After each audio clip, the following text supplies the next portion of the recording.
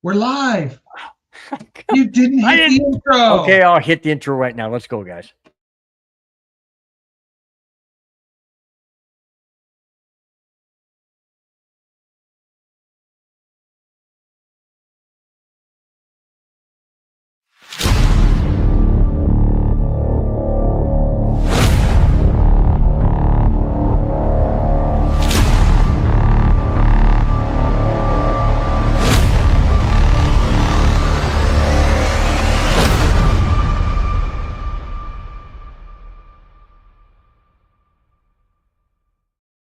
Hello, Bronco fans and football fans everywhere. Welcome to the Broncos Buzz on MHRT Network. This is a show that is everything Broncos and brought to you with emotion, passion, honesty, and of course, my comments, Spence's comments, your comments in the chat. We are Broncos Buzz. Well, as you guys can tell, we did not get off to a really good start. That's because this whole week has thrown me off. Okay. I work at the golf course. The normal people, I shouldn't say normal, but our what's the word I'm looking for? You know, the ones who go there all the time, our regulars weren't there on Wednesday. So I kept thinking Wednesday was Thursday. Then the Thursday people weren't there because it was Thanksgiving, and I'm working Thanksgiving, which I normally don't do, and that threw me off. I thought it was Friday. So yesterday I thought I had to do the show, but it was Thanksgiving, so I'm all screwed. Anyways, so you can tell we got off to a really rip-roaring start. But anyways, speaking of Thanksgiving, I hope each and every one of you out there had a fantastic Thanksgiving with your family, friends, whatever you did. I hope it was safe. I hope it was enjoyable. And I hope you guys are really looking forward to tonight's show because I know we're ready to bring it to you. Spence, I'm so glad you're on the show. Tell everybody how soon you got back and how was your Thanksgiving? So Thanksgiving, at the last possible moment, close to it, my wife decided, hey, let's go to Arizona and visit some family friends. Our former next door neighbor moved to Arizona, so we went and had a good time. We left for Arizona on Tuesday. We left Arizona at a little before 10 o'clock this morning. Just got back in time to get everything together. Yep, smell good. Get the new Christmas tree that my wife set up. Thank you so much, honey, for those on the vertical. There's the little Christmas tree, and it all has plenty of decorations to it, including plenty of Kona beers underneath the tree. Underneath the tree. Oh my gosh. Well, that's great. I'm glad you had a fantastic Thanksgiving, man. We did too. Like I said, I worked yesterday, got off at 9 in the morning. Son, daughter-in-law, grandkids came over about 3. It was fantastic. We probably had enough food to feed half the neighborhood I live in. It's just so much food, but it was great. If you notice down in the bottom right of the screen, it shows a turkey pulling a wagon or whatever. So just wanted to throw that in there just to remind everybody to have a happy, or hope you all had a happy Thanksgiving and an extended long weekend for those who did not have to work yesterday or today. All right. Let's get to that's why my beers were a little slow getting to me. The Thanksgiving cart was a little slow. You got it now. See, that's me pulling the cart, by the way. Although I'm not quite that plump in the front, but hey, whatever. All right. Victory Lap. I'm assuming that's him. Yep. Victory Lap says, yo. I said, what's up, Victory Lap? What's happening? Nice to see Doug's Trader 1150. Nice to see. He says, wow. Nice to have you in here. Teresa Willett says hi. I said, how y'all doing? Clinton Brown says, shout out from my dead aunt's. Please, I'm sorry to hear that, man. Oh, hey, sorry to hear that, man. Not good at all. But anyways, hope your Thanksgiving was good. Anyways, know what else to say. Uncanny Swag says, I'm in Denver too. Well, we're not, but I know this guy, me. I wish I was. I wish I And Uncanny, I have family who lives all over Denver, been there too many times to know anything from Westminster to Inglewood to Fort Collins to Meeker to Glenwood Springs. Family all over the place, including my parents who are in Montrose watching right now. Happy Thanksgiving, Mom and Dad. You got to go to work now? Victor Loud says he's heading to work. What the heck, dude? Hey, Man. You know what? Sometimes you got to do what you got to do to earn that almighty dollar. That's it, man. That's it. Well, drive safe. And if you get a chance, keep listening to the show. Really do appreciate it, or watch it or listen to it after you're back home. Madungus, what the heck? He says, plump in the front. Fat lives matter, Bill. Wow. Gets his okay. Hang on. That goes back to the neighborhood last Sunday when he had this shirt that said, I don't know, we were talking and something came along where large stomach or whatever, and then he changed it to Fat Lives Matter. It was funny. I thought it was funny at the time. It's pretty good. This political state does not associate the network with any kind of standings or current. No, it doesn't associate with our show. Forget the network. Smokey Nuggets can say what he wants. Let's see. David Yonkin said, "What's up? What a great game! I'm so happy KC lost." We will definitely get into that. Yeah. Absolutely, definitely get into that. Hey, there you go. Uncanny's in Centennial. Nice, good area. Like it. There you go, man. There you go.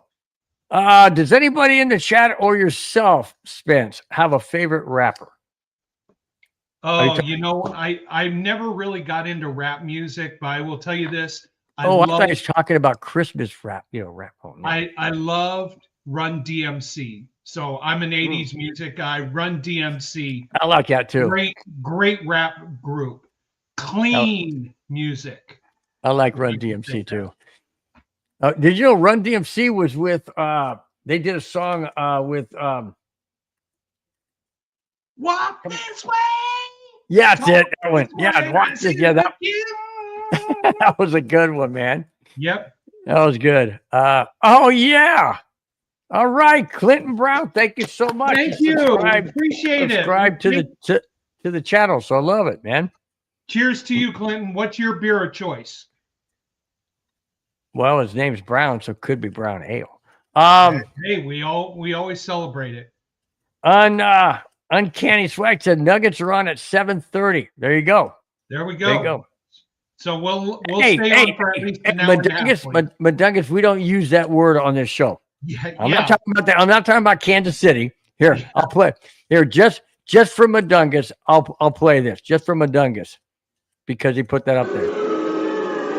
Yeah. Sorry. But what do we think about the Dallas Cowboys and the job they did? What do we think about that? How about this? All right, we're bringing in some fun sound effects, guys. We got to make it happy for everybody. Got to make it happy for everybody. Madungus said he likes Eminem. Are you talking about the Peanuts or the singer? I think he's kind of trapped. He's a little younger than us, so yeah, I do like that song Ice Ice Baby. I gotta admit. Is that Eminem? No. Vanilla Ice. I don't care. Whatever. I don't know. I just like that song. Say what you want. Say what you want about it, but I don't care. There you go. He does not like beer. He likes a nice glass of whiskey. We respect that. Amen. Cheers to that. We'll do a little sip. Love it. David Yonkin said, what's my beer of choice? The one that's open. David Yonkin. David, have you ever seen who's that ventriloquist with oh, come on, it's gonna drive me nuts. Somebody in the chat, I know you know. Oh, I know who you're talking about, with the old man who drank, or the guy from the south who's oh yeah, Bubba. What's it? Hey, Jeff Dunham. Jeff Dunham. One of his questions to Bubba. He goes, Bubba, what's your favorite beer? And Bubba goes, one that's open. It just cracks me up, man. Oh no, Clinton Brown, no, get a my charger. phone's about to die. Oh, don't do that, man. See, there you go. David Yonkins on it. Jeff Dunham. There we go. That guy's funny as heck, man. Funny as heck. All right. Before we do the whole show with the chat, I got to get to some topics. We could do the whole show with the chat. It's at 2%. Come on, man. Well, plug that baby in. Come on. Hey. Quit saying that C word. You can't say that C word. I'm going to boo you right now, dude. You put that up there.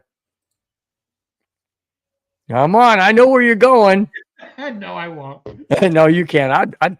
It's okay. Hey, you know, I respect them. I look forward to them beating Kansas City again. But, you know, hey. I might have to root for Kansas City on that one if it helps the Broncos in a better spot. True. You know what I'm saying? Oh yeah, the old man, Walter.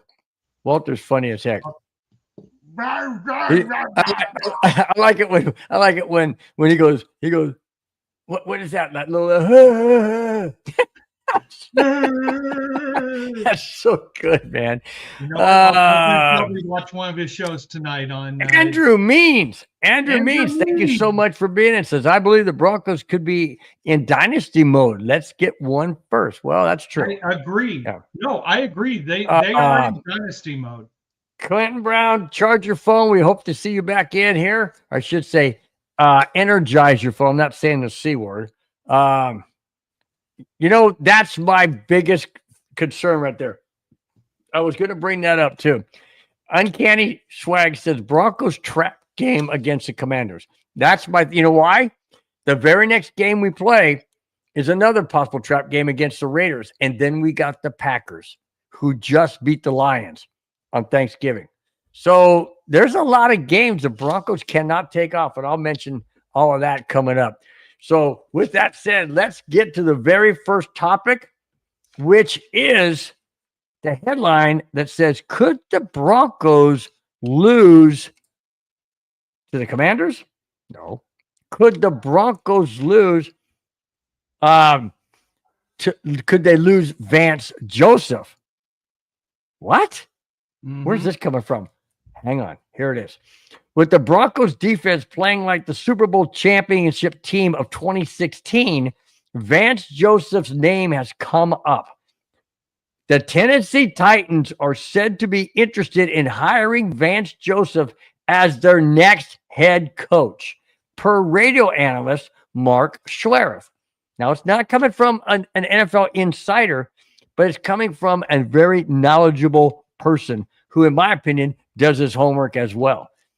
Let me continue. Schlereth said on Denver Sports 103 The Fan, and I quote, I've heard the Titans a couple of times. It just seems to be a name that was on the tip from a lot of people's tongues around the league. End quote. Wow.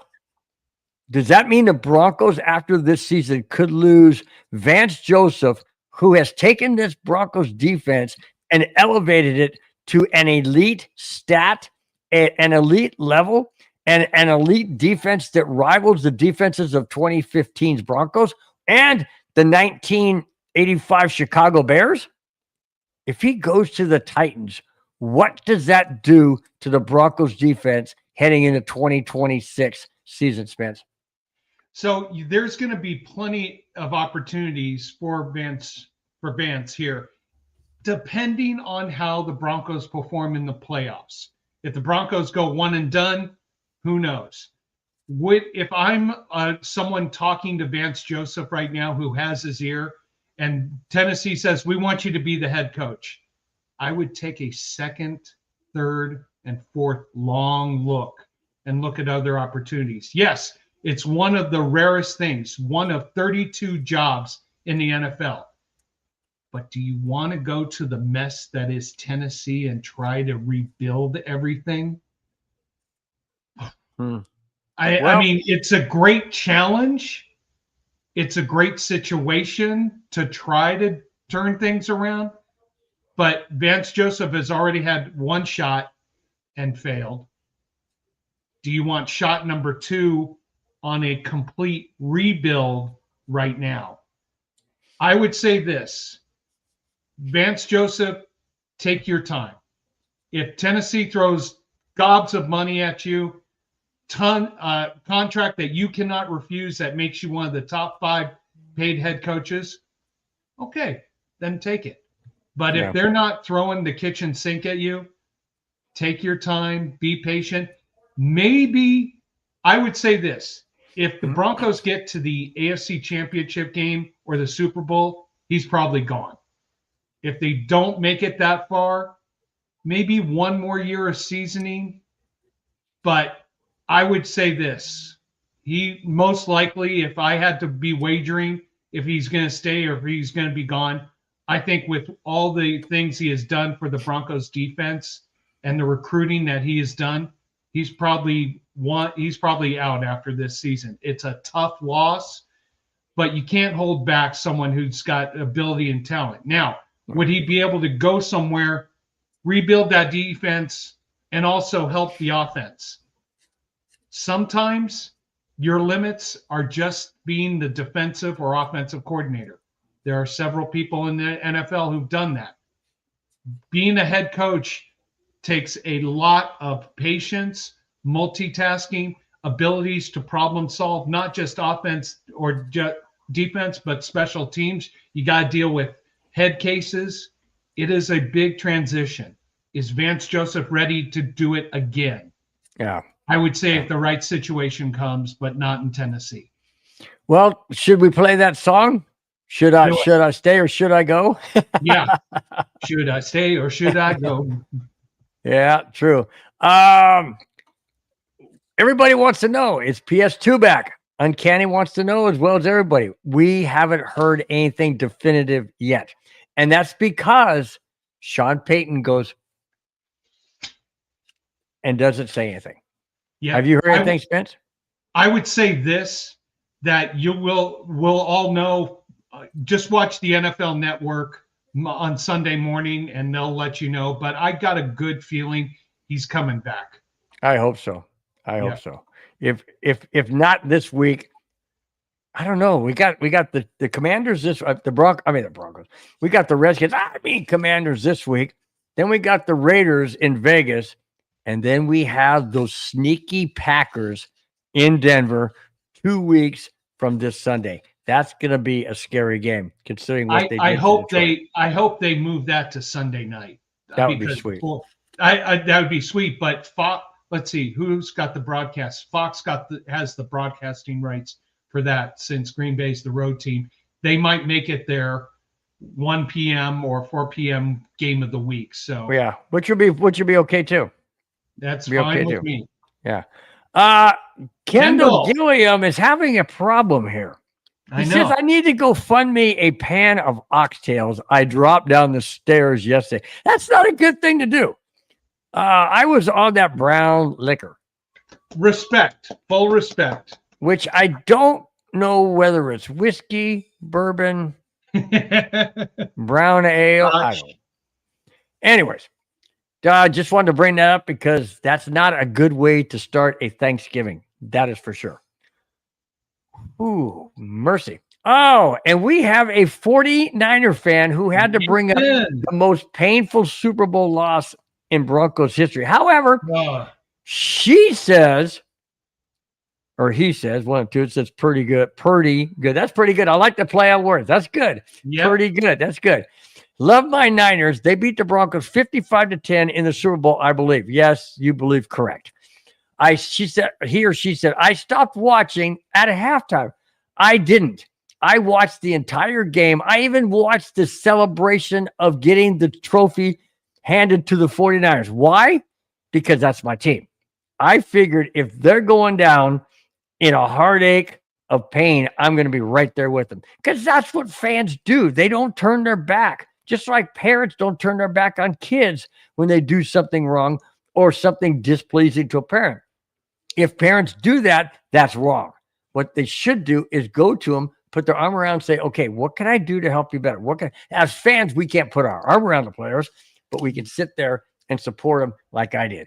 55-10, it was tough. It was tough to watch. But hey, I even watched, and we even did a neighborhood show when the Broncos were worse than that 55-10. We lost 70-20 to the Dolphins. And we did me and Madungus did the entire show. Talk about painful. You want to know something? You never give up.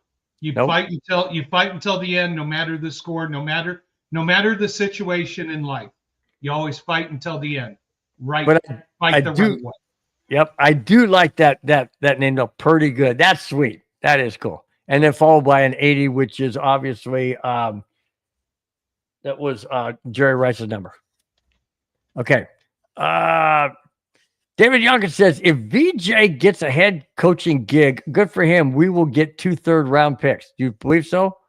I don't know if it'll be 2 third-round picks. It might be 1 third round. I don't know the contractual buyout that Vance Jones has. Joseph.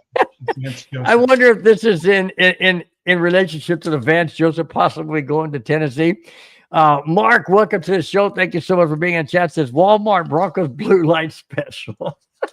Hey, blue beer. That's the Konas. That is a Blue Light Special. Gosh, that's hilarious. You guys are good. You guys are really good. Really, really good. And spunky tonight. I like it. I like it. Bring it up. Keep bringing it, Mark. That's great, man. That's good stuff. How about this from Andrew? He's not going, but if he does, we will be great. I agree. But here's the question. If Vance Joseph leaves, is there a mentor of Vance Joseph's who can step up, that is ready to take the reins and take the lead? That is a question we can't answer right now or today, but I don't think the Broncos want to go out and get someone else who's going to revamp the entire defense and confuse things. If there's a mentor who can carry the torch and keep the same defensive schemes, but kind of switch them around, that it's still under the same mantra, then that's what I hope the Broncos are looking forward to. Yeah, pretty good. Says Greenlaw and Hoofa, whatever his last name is. I just call him. I like what they did. Huff playing well for the Broncos, which we wish we would have resigned Huff. You know what? I am so glad we have those guys. They really are. They're solid. They're playing great. I know Greenlaw was injured there for a while, but hey, if you can get healthy going down the stretch, I mean, I hate to say this, and I don't mean this in a bad way. I hope you guys understand. Hopefully you do too, Spence. Understand. If you're going to get injured earlier in the season so you can come back strong later in the season. I don't want any player to get injured, but if you're going to, just like Joe Burrow, if you guys watch that game against Baltimore, the late game last night, Joe Burrow hadn't played, I think they said, in 8 weeks, 7 weeks, something like that. He comes back. It looks like he didn't miss a beat. That guy was throwing darts into Jamar Chase. I mean, he was just playing lights out. Just incredibly great game. He ended up getting MVP of that game and walked out for some John Madden thing. Whatever. Is that what it was? Yeah, all the networks celebrate Madden on Thanksgiving, right. So they all have the Madden leg. The Madden leg. But think about this. Look at Cincinnati's schedule.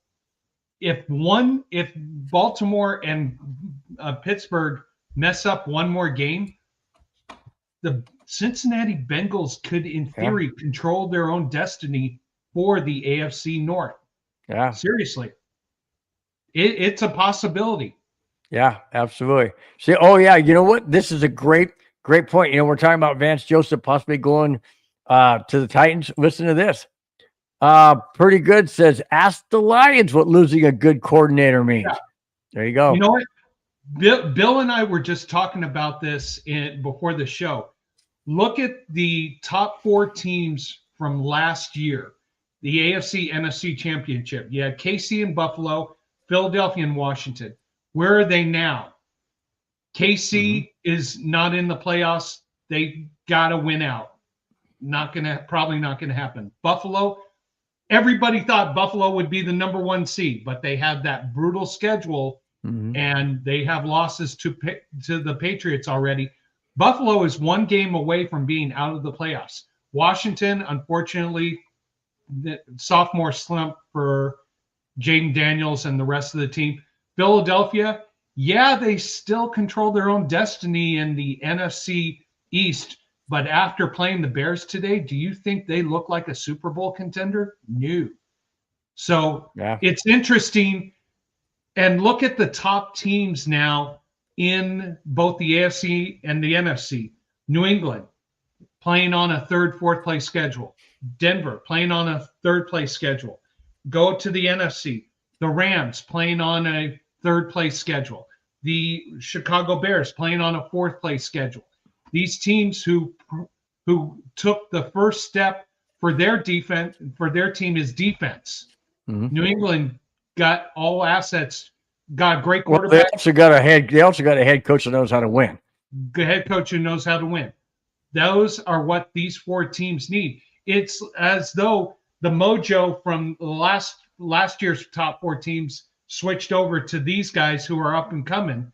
And it's going to be a great run in these playoffs. You've got top teams who haven't been there in a while. Let's see if they can continue that mojo. And you got teams who were known to be big teams, who were going to be leaders, who were the top dogs, who are going to probably be fighting for wild cards. Let's see if they can go through the wild card round. This is going to be a fun playoff, one way or another. Yeah. Victory Lab says, I need a drink and I haven't even started my shift. Here, wait a minute. Victory Lap, taking a beer from under the Christmas tree. Oh, there you are. Gosh. That's for you. That's hilarious, dude. So funny. New person in the chat says, Shivergas? Shivergas, right? Shivergas. There you go. How about 1535? I'm so happy Kansas City Chiefs lost yesterday. I am too. We will get into that. Absolutely. Guys, stick around. We got a lot of good topics, man. A lot of good topics. A lot of different directions. Not just all Broncos. Yeah, we're all happy that the Swifties lost yesterday, except my daughter, who's a huge Swiftie fan. So, sorry, Jojo. Yeah. Yep. This is an interesting comment. I like the NFL post-salary cap when there wasn't a salary cap and no parity. Most of the games and playoffs were lopsided, even though it was my team that benefited. Welcome to business of trying to make all 32 teams know that as soon as the season starts, you got a shot. It's not the Dallas Cowboys and San Francisco and then everybody else down here. No, I like salary cap. You can make arguments one way or another. Oh, it's good. It's bad. Doesn't allow it allows parity, which I think is what makes the NFL so good. Is that it's hard to be a New England Patriots where you're winning the division every year. It's really hard for Kansas City to maintain that longevity. I mean, they've won the last 9 years of the AFC West. It's going to come to an end this year. Yes. But it's really tough to maintain that type of level of stability. I mean, look at Washington last year in the NFC Championship game. We thought they would be up and coming, that they were going to take off this year, take the next step. Detroit, I think it was, who was it? Kendall, who might have mentioned that. Look at Detroit, 15-2 last year. Had all that momentum, had all that mojo. They're not in right now as the standings are, they're not in the playoffs. So how quickly this is what makes parity so unique in the NFL. If you're not a fan of one single team, you love the NFL because on any given Sunday, you're going to see something interesting. Like yesterday, any given Thursday, you'll see 3 underdogs win. There you go. There you go. Pretty good. Followed up by saying, going to be cool to see new teams in the dance. No Chiefs, no Ravens, and no Lions. Very possible. There you go. That's what we're talking about. That's the parity, which, hey, great topic there. Shibragas. I know we'll mispronounce it. Yeah, we will. We always do. We don't try to, but we do. All right. Couple of signings. Should not say signings. Couple of contract extensions. We'll start out with a very controversial one that the Broncos extended only because of some lack of production at the center position. So people were kind of upset in Broncos country. The Denver Broncos want to keep the offensive line together. So they have signed center Luke Wattenberg. Yep. 1 year? Nope. 3? Nope. 4-year, $48 million contract extension per 9 News Denver. The contract has $27 million guaranteed. Holy smokes. Now, is Luke Wattenberg going to perform like Nick Benito has when he got his extension and just elevated his game? Or is Luke Wattenberg going to do what a lot of players do, unfortunately, and that is decline? Stay the same or decline. That's what's scary, because Wattenberg scares me as a center. He really does. He hasn't done well. He snapped the ball. Sometimes he's missnapped the ball. He's gotten false starts. He's done all things to not be consistently productive. He's been a lot of times been consistently unproductive. And that's bothersome. And then they award him with a 4-year, $48 million contract with $27 million guaranteed. Holy smokes! What kind of a message is that sending to the Bronco faithful, Bronco fans, Broncos country? Or is it something that we don't see behind the scenes that makes him valuable? Thank you. You want to, from an external perspective, I get frustrated sometimes watching him at center. It just seems like I don't know, to you guys, it seems like he's a half a step off with his blocks, with his calls. Just externally. Internally, there must be something that we don't see that makes him very valuable to this line, because you got the guards and the tackles. I mean, Bill, we were talking on the text thread. You said someone was having a Pro Bowl year. Who was that? Pro Bowl year? Yeah. Who was that? Our tackle. Bulls? Yeah, Bulls. Hadn't had any flags, any penalties. He's playing. See, that's my point. That's my point.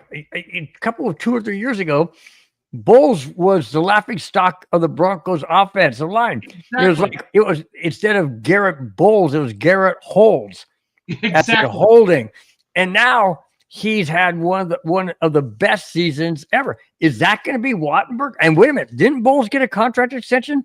Yes, he did. Okay. Now, again, Bowles got a contract extension, elevated his game. Nick Benito got a contract extension, elevated his game.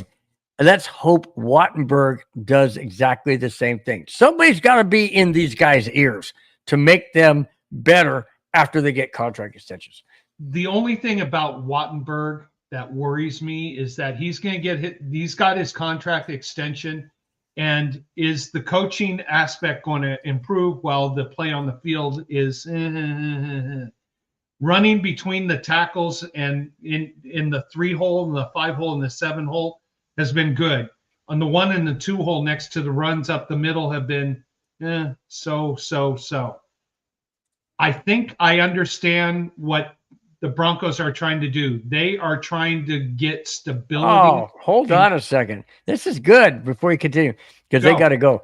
Pretty Good says, got to run, guys. Good luck this year. You're my favorite to go to the Super Bowl this year and definitely have the defense to win. Thank you so much for your support. Thank you so much for being in the chat. And you know what? I'll tell you what. That 49ers team that beat the Broncos 55-10. I don't care if we played that same team in a best of 5. I don't think Denver wins it. You guys had Jerry Rice, you had Joe Montana, and you guys had everything. So congratulations to that championship year. Thanks so much for being in the chat. Really do appreciate it. Have a fantastic rest of your weekend. Take care. And I would just say this. There is a possibility we could see each other again in the Super Bowl this year. The Broncos look good in the AFC. Hey, and the game is in San Francisco area. In San Francisco. Here's the thing: San Francisco's 8-4, and they have a win at the Rams. So they have proven they can go to SoFi Stadium and beat the Rams. So if that defense can hold up and the offense doesn't make mistakes, the 49ers, they've got a shot to do some damage here in the playoffs. I mean, you've got 3 NFC West teams who could potentially do damage in the NFC playoffs. So interesting. It's interesting. I make this comment all the time that the media doesn't realize football exists west of the Mississippi River. Look at the NFC. The West is dominating. Look at the AFC. The Broncos are leading the way. Chargers are right there. Colts are west of the Mississippi. Huh? Aren't the Colts west of Mississippi? No. Oh.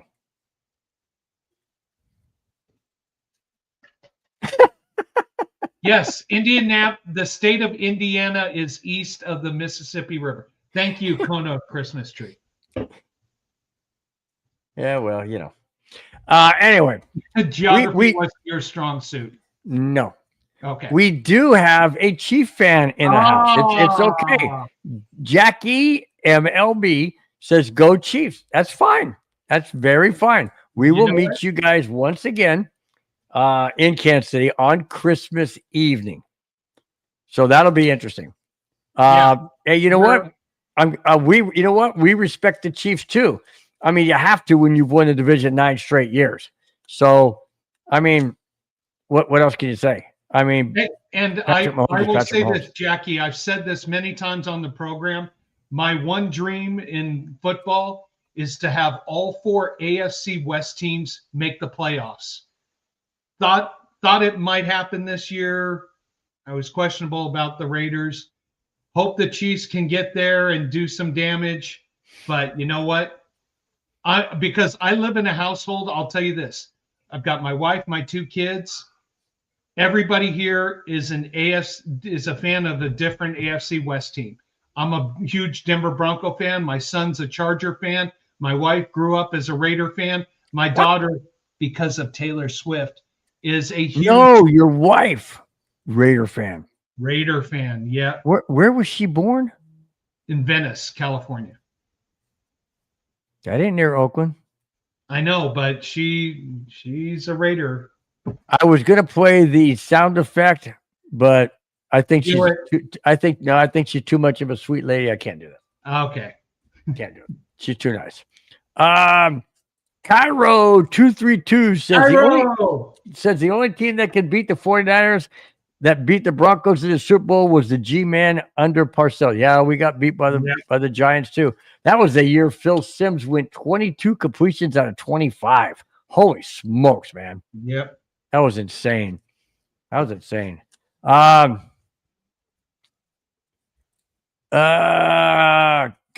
says it's not the Colts, it's the Stilts. And yes, it's spelled that way to make it past the YouTube filter. Touche. I'm not going to reverse the L and the I. If you guys want to reverse it and say it to yourself, you can, but I'm not going to. These people try and get me to slip up, and you guys are getting really, really close. You're getting really good at it.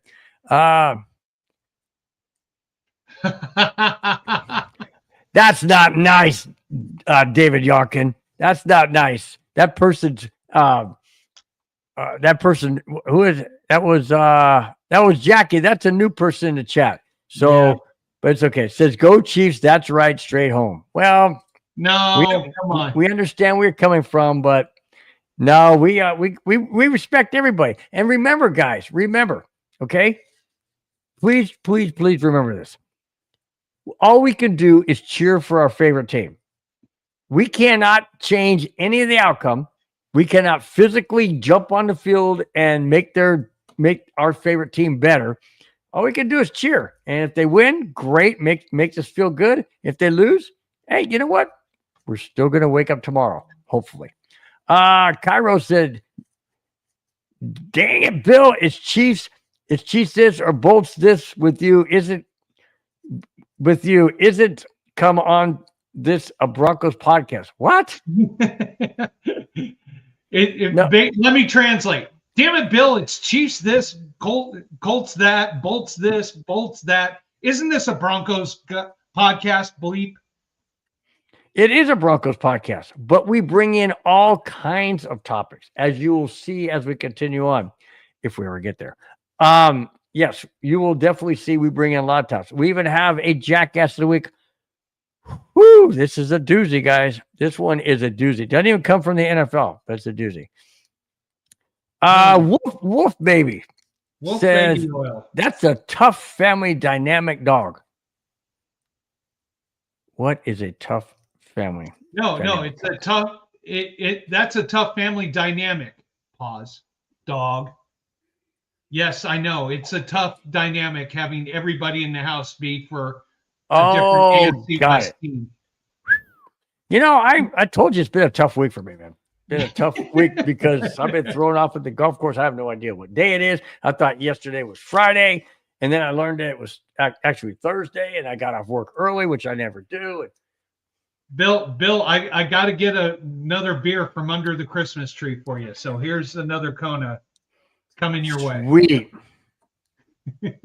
Oh, hang on. Mom's texting. Let's see what she says. What did she say? Speaking of Mom, you got something you need to open, don't you? Yes. Oh, Mom. That's right. Mom told me last time she sent something, it was old Broncos tickets from 1971.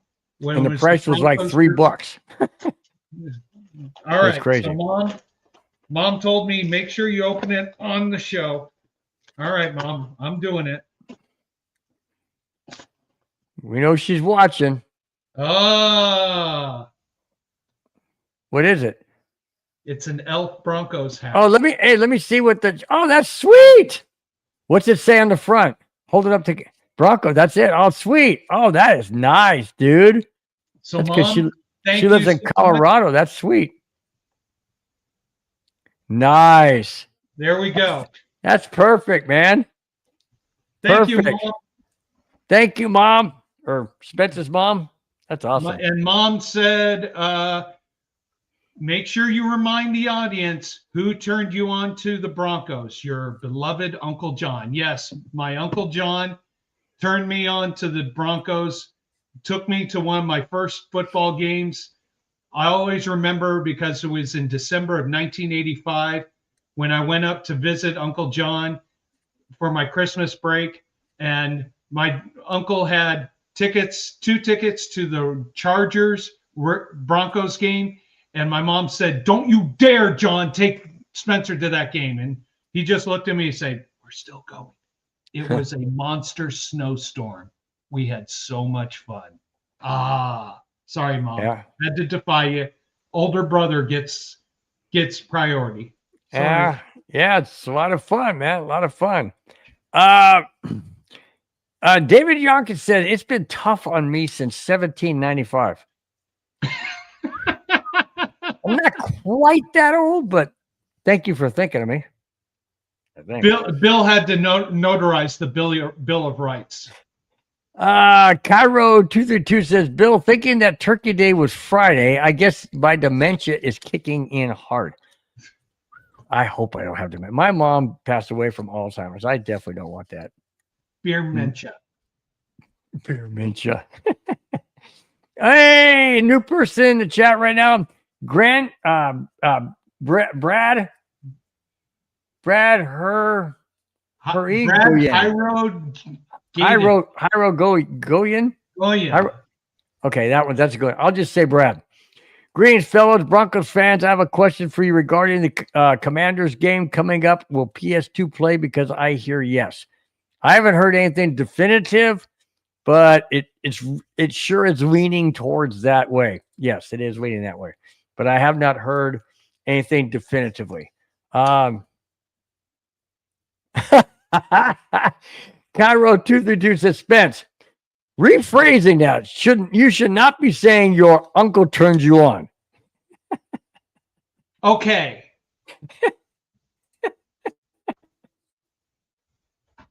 Cairo, look at you made him speechless. Is kicking in, all right. By the way, that Cairo, is classic. Yep. Cairo, how was your Thanksgiving? Hope everything went well with you guys. That is classic, man. Cairo confirms it, says PS2 is a go. He was at full practice this week. Awesome. Totally awesome. You'll find out, just watch the NFL Network. Usually it's around 8:30, 8:45 Pacific Standard Time where they come out with the injury updates for all the big games. So that's when you'll probably officially know that he's a go. Cairo said he had a good Thanksgiving. Nice. Right. Now, speaking of good, nice segue, huh? There is another Broncos extension. This one to a defensive player. Yes. Malcolm Roach and the Denver Broncos have extended his contract to a 3-year, $29 million deal. Terms of any guaranteed money was not disclosed. Do you have any update on that as to whether there's anything else? No, they're numb is the word on that one. They want to keep that one quiet and private. David Yonkin, enjoy. Thank you for being a part of the show. Thank you again. Thanks, David, again for being a member of the MHRT network. Appreciate it. So I would say this: Malcolm Roach, 3-year, $29 million, good value. He's basically signed for $9.3 million a year, or nine. No, I'm not doing my math right. 9.667 million a year for 3 years. Good value to help the team. I think he realized this. Yes, he could go out on the open market and probably get more money, but do you want to develop legacy, which gets you more money down the road, or do you want to take more money for the short term and take a risk for the long term? Good choice, good decision by both sides. Yep. Brad says he's been a lifelong Broncos fan since Elway won his first Super Bowl, so that would be in 1977. No, that was 1997. 1997, 97 season. Yeah, I've been a Bronco fan since 1976. Don't you mean 1776? Oh yeah, that's right. I forgot it was a Declaration of Independence. Well, you guys don't think I'm way over the hill or what? Hang on. Keep my DC's name out of your mouth. Really? That's Chris Gonzalez talking about defensive coordinator Vance Joseph. Yep. Probably doesn't want Vance Joseph to go anywhere, and neither do we. I know I don't. We don't, but Chris, if as I said earlier, if the opportunity comes up, don't listen to him, Chris. Don't listen. No, but let's just say this. I'm going to throw a hypothetical out there. Say, for example, God, I'm just trying to pick a team and not try. Baltimore, for some reason, decides to fire their head coach because that would be Harbaugh. I'm just hypothetical. They've got a great quarterback, a good resources at wide receiver. They've got good resources at defense. For some reason, if they decide to fire Harbaugh and come to Vance Joseph and say, take it over, that's an opportunity. I am going to throw a wrench into that comment. Go throw it. Here's the wrench. Who is the head coach of the New England Patriots? The It former is Tennessee Titan. exactly, and Tennessee has fallen off the absolute cliff since he left. They Mhm. look horrible. So coaching does have something to do with it. Oh losing yeah. losing a coordinator, losing a head coach, losing that continuity, losing that familiarity, stuff like that does have a huge impact. It really does. And I mean, look at go to who was the Broncos defensive coordinator when we won Super Bowl 50? Wade Phillips. Wade Phillips. When Wade Phillips was the Broncos defensive coordinator, back when the Broncos won the Super Bowls under Elway, wasn't he a defensive coordinator? No, wait a minute. Who was it? Anyways, what I'm trying to say is, okay, you take Wade Phillips was not the defensive coordinator of the Broncos prior to 2016. I think he was somewhere else, Buffalo Bills or somewhere. Anyways, he came back under Kubiak when Kubiak took over the head coaching job that 1 year. And what? Why are you going like this? No, I'm saying no to my mom. Oh. She made a comment that I'm not saying online. Yeah, you can. No, I can't. You can paraphrase it. Didn't your Uncle John take you to some place you had to be at least 18 or over and mature to go to at age 16? Got it. We all know where that is. Okay. Thank anyways, Wade Phillips was the defensive coordinator under Gary Kubiak when the Broncos won Super Bowl 50. Now, Gary Kubiak was also the backup quarterback when John Elway was the quarterback for the Broncos in those Super Bowl runs. So what I'm trying to say is when you have that consistency and that continuity, that means everything. You remove Wade Phillips after Super Bowl 50, you remove Gary Kubiak due to health reasons after Super Bowl 50. What happened to the Broncos? There you go. That's what I'm saying. So that has a lot to do with it. So I don't want to lose Vance Joseph. We got something great happening right now. I don't, but if there's an opportunity that has established. There you go. Yeah. Chris Gonzalez says the Walton Penner ownership group will pay that man, meaning Vance Joseph, to stay. I sure hope so. But if Joseph wants that one more shot. Right. But that's where I use the example, not that it's going to happen in Baltimore of Harbaugh, but use that example. A team who has valuable assets on both sides of the ball, and Vance Joseph has the opportunity to come in and really take them to the next level. Well, in my opinion, the only reason why you use Baltimore is because they've been sucking this year. I know, but that's just an example. It usually there's always one firing that happens at the end of the season that we just went, what? Why? Yep. Brad just nailed it. Brad nailed it right there. And I was thinking the same thing, but hadn't said it yet. Brad says Vance Joseph already tried to be a head coach in Denver as well. Mm-hmm. Didn't work. He needs to stay in Denver as our defensive coordinator. He's doing a phenomenal job with our defensive line. So I honestly believe that Vance Joseph is staying. Let's hope so. And as I mentioned before, you get to this level in the NFL that your height and your ceiling is being an offensive coordinator or a defensive coordinator. To take that next step to the head coach means you're taking on a leadership role that encompasses both offense, defense, special teams, player misconduct, player attitude. You have to get into everybody's head. You have to have a willpower and a strength that goes above and beyond. It's okay that your summit of your abilities is as a coordinator. You still can get paid well and still do well in the NFL.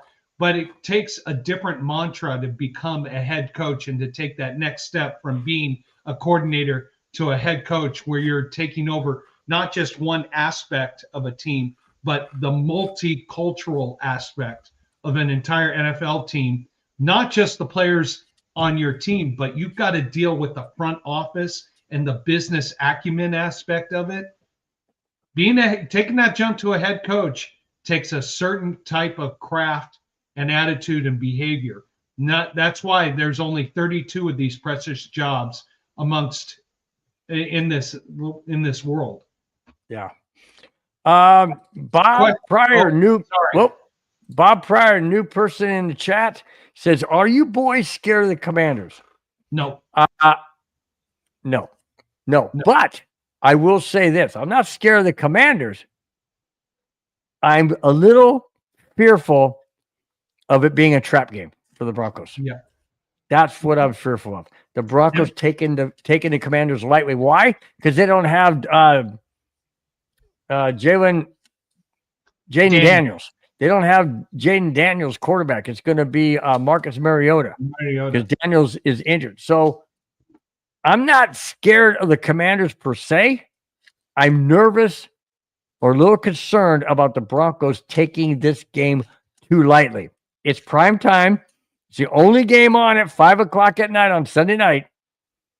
And if the Broncos don't take this game seriously, in my opinion, if they don't take this game seriously, they're not taking winning the division seriously because they got to win these kind of games. Next week, after this Sunday, next week is against the Raiders. They have to take that game seriously because then you got the Packers, and then you got the Jaguars, and then you got the Chiefs, and then you got the Chargers. You got to take these games seriously right now, and you got to seize the moment. If they don't, then in my opinion, they're not taking winning the division and being possibly the number one seed in the AFC West, or AFC, I should say, seriously. That bothers me. We'll see what kind of team shows up Sunday night. Yep, and we missed one earlier from a newbie. Mike O, 75, thank you so much. Do you think that we have enough depth at running back? It's a concern. I mean, yes, we've got running backs, but do we have quality running backs who are going to be able to take the ball and run it 10, 15, 20 times for 80 to 100 yards? I like RJ Harvey, but I just don't like when he sees that the hole's not there and tries to bounce it outside and run fast around these guys and loses more yards than trying to go up into a hole. So this is where we need our running back coach to show video to these guys and teach them the play that we have and the hole that you have between the tackles. Go for it.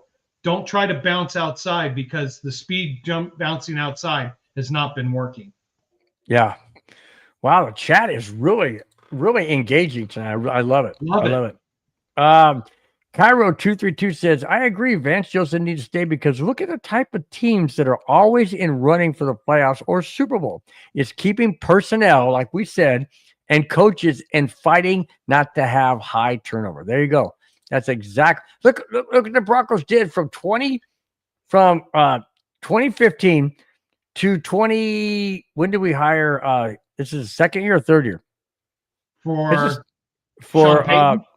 Sean Payton. Third year. Okay. So from 2015 to 2022 or 2023, the Broncos had so many turnovers in personnel, in players, in coaches, in head coaches, in even in ownership was turned over. Yeah. I mean, so much turnover in a very short time. I totally agree with Cairo. You cannot constantly do this and expect to have winning teams. It just doesn't work. It absolutely doesn't work. Look at the teams that are. Brad says, I completely agree with you on this. I feel the exact same way. By the way, I just subscribed to your channel. Thank you so much, guys. Thank you so much. For you, really do appreciate it, Brad. It's apple juice. He couldn't do that with effervescence. No way. Oh, yes, I can. I've told you the story how I got trained by the fox. I know. Hey, thanks so much, Brad. Really do appreciate it, man. Really do. Oh, we forgot one from Dwayne. Welcome to the show, Dwayne. Broncos going to smack the Commanders. I like this one as well. Cairo says, I'd be more scared of the commies. If Daniels was playing. Oh, my gosh. You guys are too good. Oh, Too we good got to a chat. new player to the chat. Jeffrey Figures. Oh, Figueroa 6187. Gold Giants. No, go Giants. It says gold. I know, but you got to I know. understand typing. What? Oh, wait a minute. Hang on. Yeah. Remind me what happened when our team played your team. Yes, we came. But you know what he can say? How about Super Bowl, whatever year it was, Phil Simms 22 of 25. Okay. You got to go back to when it stings, dude. That's Hey, right. you want to know something? That's the past. We're in this year, 2025. We beat the Giants this year. Oh, that's right. Raider fans always go back to 1895 when they won a Super Bowl, huh? Right. Right. Yes. God, that seems how long? When was that? 1980. When the Raiders last won a Super Bowl? 1981. Hang on. What? Raiders won 3 Super Bowls in the 80s. No, I know, but the one with John Madden, because that's what they were talking about. 1976 against Minnesota at the Rose Bowl. It was? I believe that was the last one. one. It was against the Vikings. You're right. That's that decade the Vikings went to 4 Super Bowls and lost. Just like the Bills went to 4 Super Bowls in the 90s, and Bills went 4 straight. At least the Vikings didn't go 4 straight. Okay. You guys are blowing this thing up, man.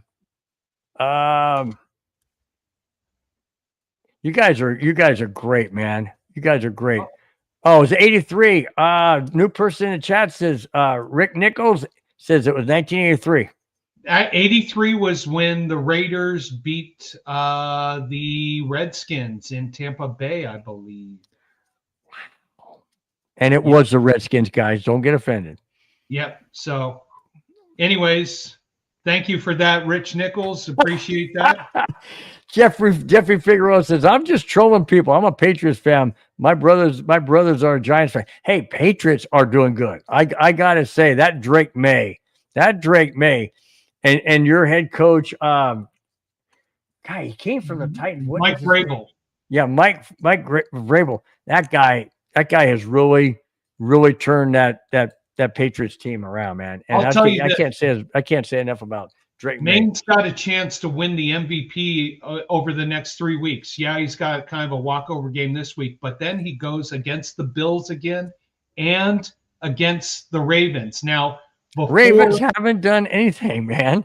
But they just lost to the Bengals at home. I know, but the thing with the Ravens is they always have that potential. But they shot themselves in the foot last night with 5 of the worst, ugliest turnovers possible against the worst defense. They made the Bungles look like the Bengals of the late 80s.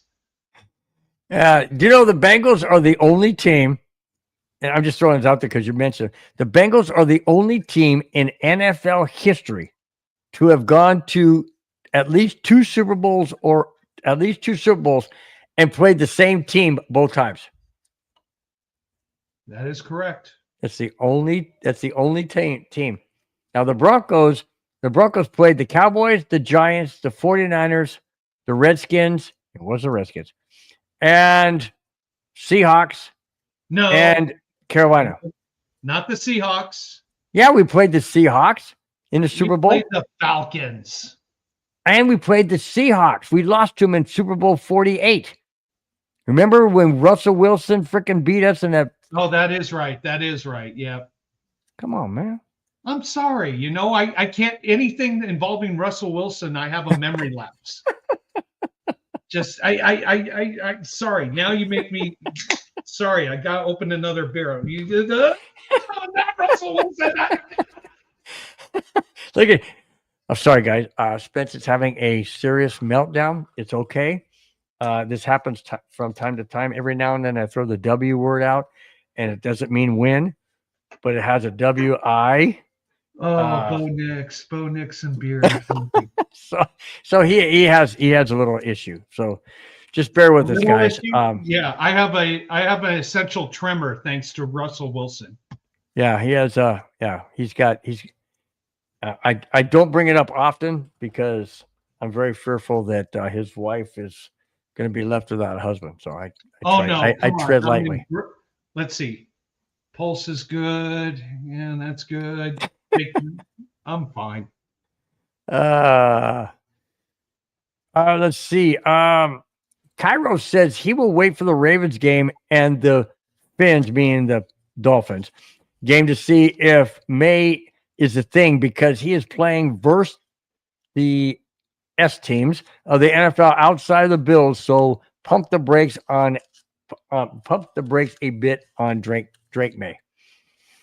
Okay. Well, I mean, hey, you got to play who's on your schedule. You can't say, well, they're not playing the Packers or they're not playing the Broncos or they're not playing, the Rams. It doesn't matter. You got to win the games and play the games that are on your schedule. I mean, that's just the way it goes. Parity in the NFL is real, and we like that. Hey, Cooper, Allison, what's going on? Glad to see you. So, I mean, as of right now, Drake May is lighting it up. That's all I can say. Drake May is doing a great job against the teams that are on the schedule that they're playing. That's all I'm saying. We'll find out how he plays and how the team plays down the stretch. Excuse me. This is a home stretch. Like I heard Tom Brady say yesterday on one of the broadcasts. Tom Brady said that he always looked, when he played, he always looked to Thanksgiving Day, whether they played on Thanksgiving Day or they did not.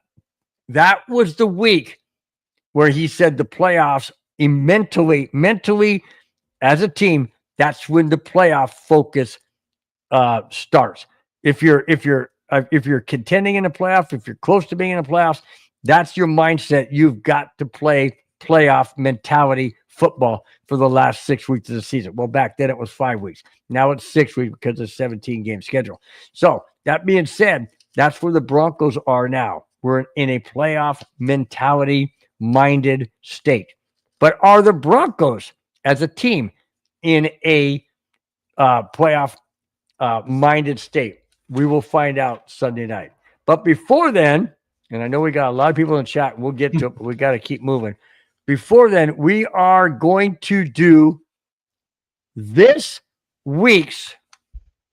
You ready, guys? Hang on. Let's do it. Hang on. I got to get to this, man. Oh, hang on. I got it. This week's Jackass of the Week. You're coming. You suck, you jackass. Yeah, we threw a new wrench into that. We kind of like that one a little bit. All right. This is crazy. I got to read some of this I have on my phone because it's just too much to write down. This is absolutely mind-boggling. Mind-boggling. All right, here we go. Last Monday, the Georgia Bulldogs released offensive lineman Nair Daniels after he was arrested for multiple felonies and misdemeanor charges. He fled the law, and his mother was also charged with a felony and 5 misdemeanors. Oh, it gets good, guys. I mean, good in a bad way. Here we go. Daniels' charges are as follows: fleeing or attempting to elude police officers, affixing materials too dark beyond recognition inside the windows, 2 counts of second-degree cruelty to children. He also faces reckless driving as well as driving through no passing zones. Georgia's athletic director said, and I quote, "I have not talked to him or his family, but he'll no longer be with us on this team going further." 19 years old, guys. 19. Listen to this. This is ridiculous. This is beyond believable. Unbelievable. Daniels, 19, faces more than a dozen criminal charges, including 2 felony counts of second-degree cruelty to children and 2 felonies of fleeing or attempting to flee police. We already mentioned that. Daniels' 2 younger siblings. were in the car at the time of the chase. Oh, look at the little guy. Okay, listen to this now. The chase began last Sunday morning, when a Commerce police officer, this is in Georgia, Commerce police officer attempted to stop a gray Nissan Rogue driven by Daniels' mother. Oh, gosh. Brandy Canada Green, for running a stop sign. Okay, she ran the stop sign. Then just pull over and take the fine, right? At the same time, following behind his mom, the white BMW driven by Daniels sped by the officer at 100+ miles an hour in a 25-mile-per-hour zone. Okay. Canada Green allegedly turned and blocked the police officer from joining the pursuit. And officers eventually lost sight of the vehicle, which reportedly reached excess 150 miles per hour on U.S. Interstate 85.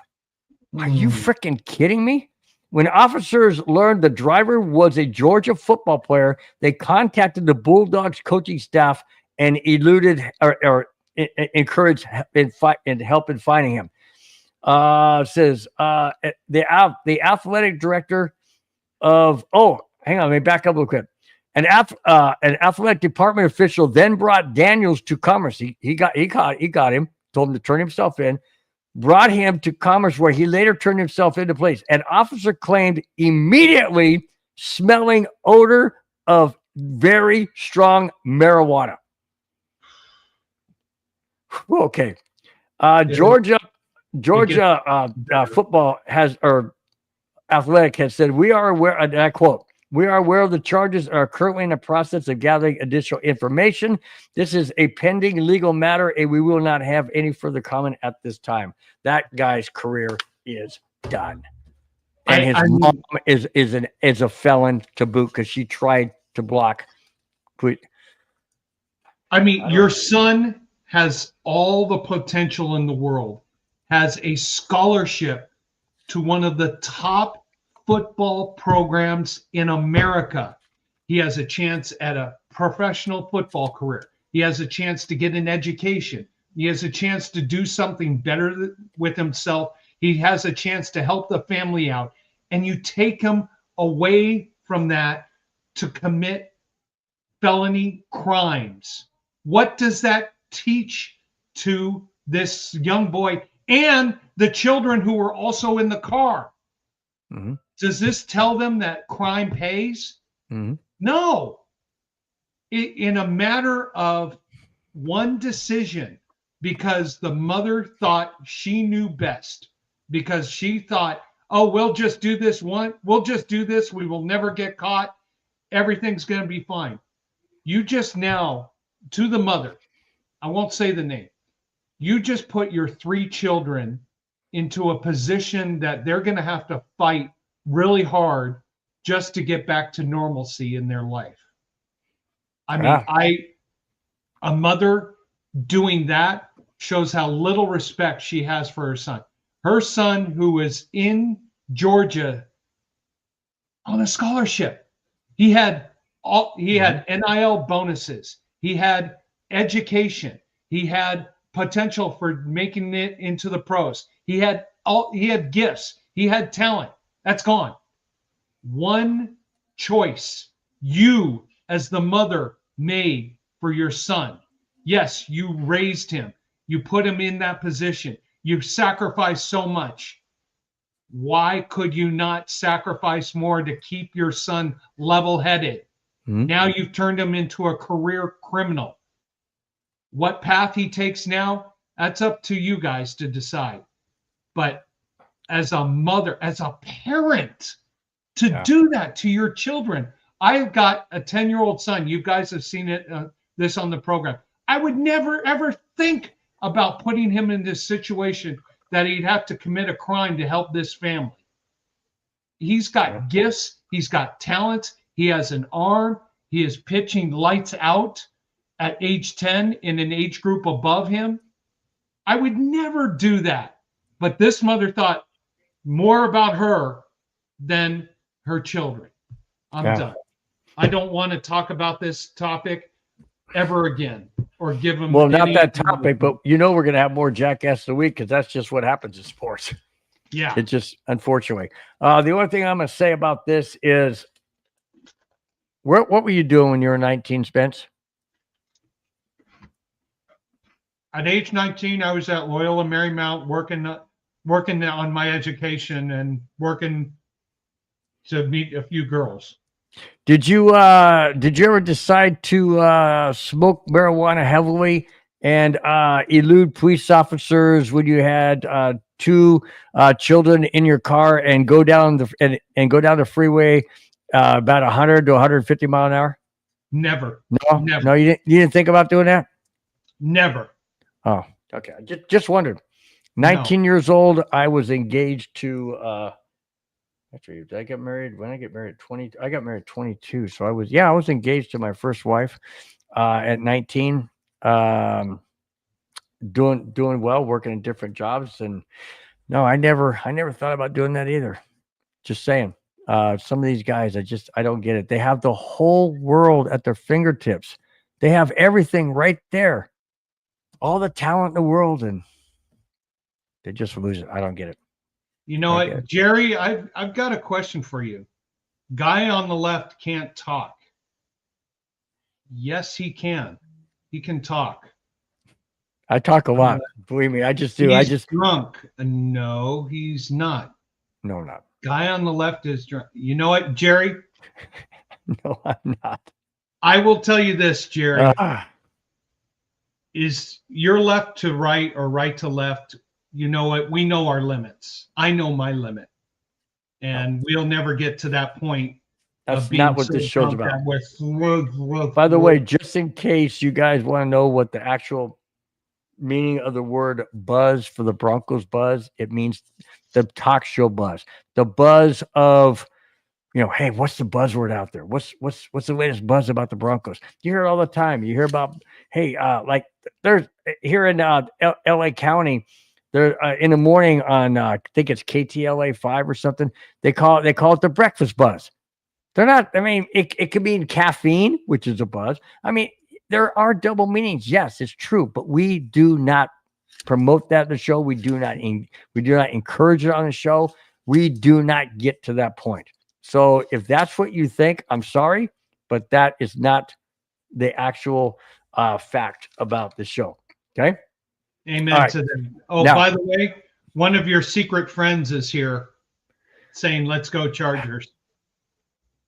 No.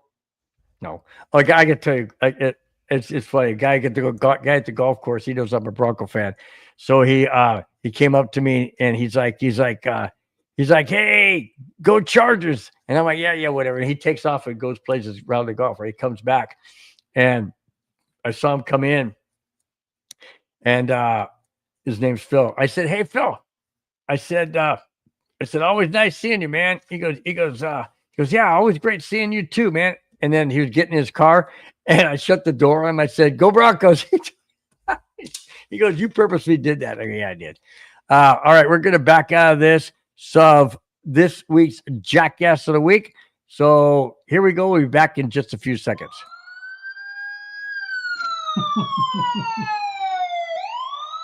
You suck, you jackass. All right. Now, before you go, TY Eagles, I live in Denver doing the Orange Crush area. Nice. Cheers to you, Ty. Nice. Enjoy it. Love it. Sorry, dude. Sorry about that. There you click go. on. Let's see. So Rick Nichols, is that we haven't brought him up yet, have we? Yeah, we have. Rick. Okay. It says, really laughing out loud. Only a bonehead person would do that. I don't know if he's talking about the Jackass of the Week or somebody doing a show that's freaking hammered, which is not. I'm not going to be a Jackass of the Week, that's for sure. He and Jerry are having a sub conversation about who's drunk or who's a jackass or enjoy that conversation. You Hopefully know you what? guys are having a good night. Rick brought up a good point. That is not true. Okay. He can still turn his life around. Think about it. He can, but at 19 years old and you're making these kind of choices, wrong choices, consequential choices that can lead you into a dark, downsided road. Sure, you can. Absolutely, you could turn your life around, but you're going to need a lot of outside help. You're going to need a lot of prayers. You're going to need a lot of people who have a lot of faith background that can turn you into the right direction. Don't know if he has that. Don't know if he could have that or will look and seek that out. I don't know, but yes, he can. The issue is, does he want to? That's the key. Does he want to? And the thing you have to also look at is he's going to have this mark against him. When you guys fill out applications for jobs, it says, do you have a felony conviction on your record? He's going to have to mark yes. So that's going to be something he has to now deal with and accept. Now, and explain what it was. Yeah. Now, he doesn't have it right now, but all this evidence, it's going to come down. And who knows? Juvie records are sealed. Does he have a juvie record that we may or may not know of that he was involved with? So we root for people, but I am not I hope he and the kids can recover from this and make something out of themselves. The mother who made the decision to put them in this situation, no respect, zero respect. Yeah. I hope she goes away for a very long time. Agreed. Moving on, Brad says, do you think that the Chiefs are done after both of our Broncos and Cowboys beat them? I think they're done for the season, but that's just my opinion. I can't say that yet. And here's why. The Chiefs have a baby easy schedule, an easy schedule. Okay. Very. But listen to this. 3 tough games they have left of the 5. They have 5 games because they played yesterday. 3 of the 5 remaining games are at home. Who do you think they're against? Broncos, Chargers, Texans. Texans. Broncos, Chargers, Texans. 3 hardest games at home with the loudest fans in the entire NFL. You think it's going to be easy? Huh? That NFL, that's the National Favoritism League where the Chiefs are on top. So my thought to this, I was talking this with a coworker today at work. My thought is this. Do you think the NFL schedulers knew what they were doing when they put those games in Kansas City late in the season? Come on. Yeah. You think they knew what they were doing? Of course they did. The games on the road, guess where the games on the road are? Against the Tennessee Titans and against the freaking Raiders. Come on. Seriously?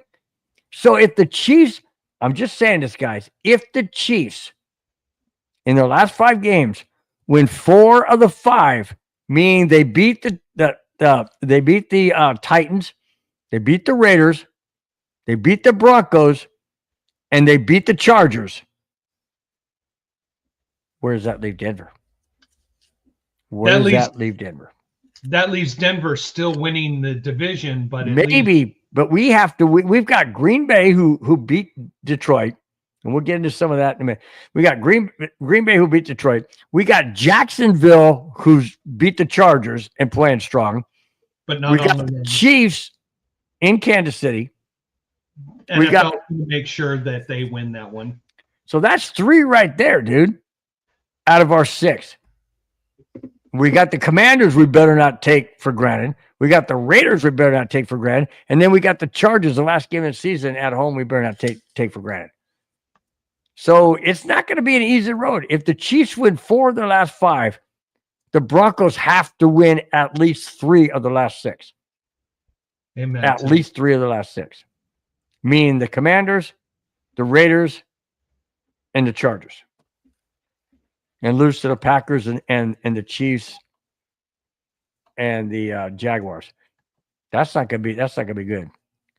Who are you So, talking about? Colin, I'm not sure when you came in what we were talking about. Were we talking about the jackass of the week and the mom who made her son, who's was an offensive lineman with the Georgia Bulldogs, basically commit crimes to help the family and is now no longer a part of the Georgia community. So that's what we were talking about. Clayton, Hey, Clayton. Hey, guys. I say, hey, what's up? He said, smash that like button and share. Absolutely. Please do so, guys. Take the time out to hit the subscribe button. Hit if you like the show. Hopefully you do. Hit the subscribe button. Hit the thumbs up button. Share it with your family, your friends, your pets, your in-laws, your outlaws, whomever. We just appreciate you sharing what you like about the show, even what you don't like about the show. It's okay. We're an equal opportunity show. We invite everybody. So we really do appreciate your support. Speaking of everybody, here's a Bears fan, Spritzker FR. There you go. Go Bears. Hey, you got a good win today against the Eagles. You now are the number 2 seed in the NFC. I mean, that soft last place schedule helped you. It helped us last year as Broncos. So the Bears, the Bears are one of those teams you waiting for them to play a playoff team and to really see if they can compete against the upper echelon. They've had a weak schedule so far this year, but good luck on the Bears. Yeah. Clayton Rush says, happy Thanksgiving to everybody. Thank you so much. If you notice down the bottom right, we have a little turkey pulling a wagon. That's our little way of saying happy Thanksgiving. It's Spence's way of saying that wagon's full of his favorite Kona beer. But hey, whatever pleases you. Whatever pleases you. Ty Eagle says, thoughts on the Cowboys. You know what? They have an offense that is potent. And it's interesting. They've lost some close games. They've had a few blowouts, but they're right there right now at 6-5-1. Let's see. The Detroit is the San Francisco is the 7th seed right now at 8-4. I mean, but also Philly losing gets you guys only a game and a half out of the playoffs for either a wild card or the division. So you've got a shot, but you've got to shore up some things on defense. Yeah. But a little bit before that, he said, sorry, he didn't know he came in late. Listen, let me tell you something, Ty. What you can do is after the show's over, you can always look us up on MHRT Network. Go to YouTube and type in MHRT Network. The show will pop up. It just recently recently aired, and it's been archived. So just go ahead and click on that. You can watch it from the very beginning. You won't be able to comment, obviously, because it will be recorded, but you will be able to see what we were talking about prior to you coming into the chat. So it's all good, man. You can catch us live now, and you can also watch us after the show is over. So it's all good, but really do appreciate your support, man. All right, here we go. A quarterback that the Denver Broncos could have had, but chose not to. Thank goodness. Listen to this. This is crazy, guys. This is crazy. Minnesota Vikings are in a mess with often injured second-year quarterback in J.J. McCarthy. The Vikings can't really move on from him and can only eat crow.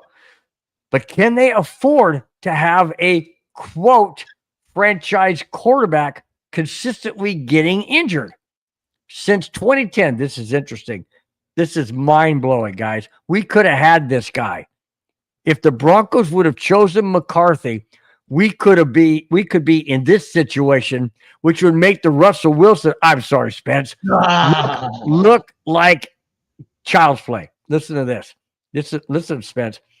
Since 2010, just 15 years ago, since 2010, only 3 first-round quarterbacks have had a passer rating under 65 in their first 6 starts. I'm going to go backwards. Zach Wilson. I put Zach Wilson because it's the other Wilson. Zach Wilson, 63.5. Okay. Gilbert, 60.3. Uh-oh. McCarthy, 57.9. 57.9 passer rating. And the Broncos miraculously didn't take him when they had the opportunity to get him. Wow. All I can say is thank goodness the Broncos brain trust in that war room had, I don't know what they had, whether they had some type of insight or something, but think about it. JJ McCarthy comes off of winning the national championship with Harbaugh, and everybody's clamoring over him. Oh, this guy's the next whomever. And he's 57.9 passer rating, third worst, or excuse me, the first being the worst, I should say, of the 3, with the first 6 starts in a career. Seriously? Wow. Look at what Bo Nix did in his first year as a Broncos quarterback, winning 10 games. Look where the Broncos are now, and look where the Vikings are with J.J. McCarthy. Holy smokes, did the Broncos dodge a major catastrophe with I was almost going to say a B word, but I just decided not to. All right. Way to go, Victor. I almost said a B word, which I'm not going to say, not biatch, but something that comes out of a gun. We dodged a tremendous catastrophe by not drafting J.J. McCarthy. What do you think about that whole mess in Minnesota? So I had a buddy who worked for the Denver Broncos up until last year. He moved on to a different profession, so he's much happier. He showed me a copy at which I said I will delete the photo. I promise. Hey, I did delete the photo. This is how they rated the top 4 quarterbacks: Jaden Daniels, Bo Nix, Williams, McCarthy. Bo Nix was their number 2 quarterback in that draft in 2024. They wanted Bo Nix. They knew Jaden Daniels would go early. They knew McCarthy. They knew Williams would go early. They were hoping and they were plotting if they had to trade up to get Bo Nix. But thank you, Atlanta, for taking a quarterback that wasn't in the top 5. Oh, and thank you, Minnesota, for taking J.J. McCarthy, because, you only know that football exists east of the Mississippi River. The Broncos had their eyes set on probably the smartest of the 6 first-round quarterbacks drafted, the one with the most experience, the one who played in the SEC, who played in an incredible Pac-12 system up there in Oregon. J.J. McCarthy played in the Big Ten, which is typically a grinded-out football conference, typically. So to rely on him to win football games, you didn't see it. But you got a few glimpses in the playoffs and everything like that. Bottom line is this. The Broncos got who they wanted. Minnesota is going to have to make some decisions here in year 2 of 5. And it's going to be very, very, very interesting to see what comes up this upcoming offseason. I believe the Vikings are 4-7 and not looking good for the playoffs, Bill. Right. So this is a chance to make a business decision. They got to see what they have in this guy. They're going to throw him out there hurt or not hurt and see what they can get for him. But, I mean, here you are in halfway through season 2, and he's had what? 1 major injury and 2 defining injuries. Now he's out. Now he's out. He's not even playing this Sunday because he's still in concussion protocol for the second time. I know. there are some amazing people who've just been injury prone, and now, like I said, this offseason is going to be huge for Minnesota. What they have is this asset, but they can't. They can't. Can they really draft another quarterback? What message would that send? or can they get some quarterback who's on his last legs, like I don't know, Cincinnati quarterback who's a backup now, who Kirk Cousins again? Not Kirk Cousins. No, I'm just saying, should they get Kirk Cousins again? No, because I don't think Kirk Cousins is coming back to Minnesota. He thought he was the man there, and they mistreated him. Joe Flacco? Maybe Joe Flacco comes in and teaches him. But what message does that send to the organization is what I'm saying. Therein lies the business question that people getting paid millions and millions of dollars have to make. You've almost seen 2 full seasons of this guy learning and not learning. What's going to happen now? Brad says send JJ McCarthy to the witness protection program. The Blue Bombers in Winnipeg could use him. Oh my gosh, dude, that was cruel, man. That was cruel, but that was funny though. But therein lies the question. I mean, do you have an asset who can withstand the pounding and the hard hitting and the day in, day out, play in, play out of the NFL? Okay, well, my nephew Bobby, who I haven't seen in the chat, and it is Thanksgiving weekend, he's probably busy. But who was a quarterback they had last year that they sent to Seattle? Oh, Darnold. Sam Darnold. He just told me yesterday that he wished Sam Darnold was still there because JJ McCarthy's not the answer. And that's a Vikings fan. And I can tell you, he's been a Viking fan his whole life. He's almost 39 years old, and he was born into a Viking family. So, but the reason Minnesota went away from him was those last 4 games where Sam Darnold just went. And JJ McCarthy's better. But that's the decision people in high office and the executive branch of any NFL organization have to make. But wouldn't it have made better sense to keep him, to have a competition between McCarthy and him, and in a, I don't know, preseason games, that kind of thing? I mean, wouldn't that make more sense than to just ship him off to Seattle and put all your eggs in one basket? To me, that makes sense. But therein lies the business question.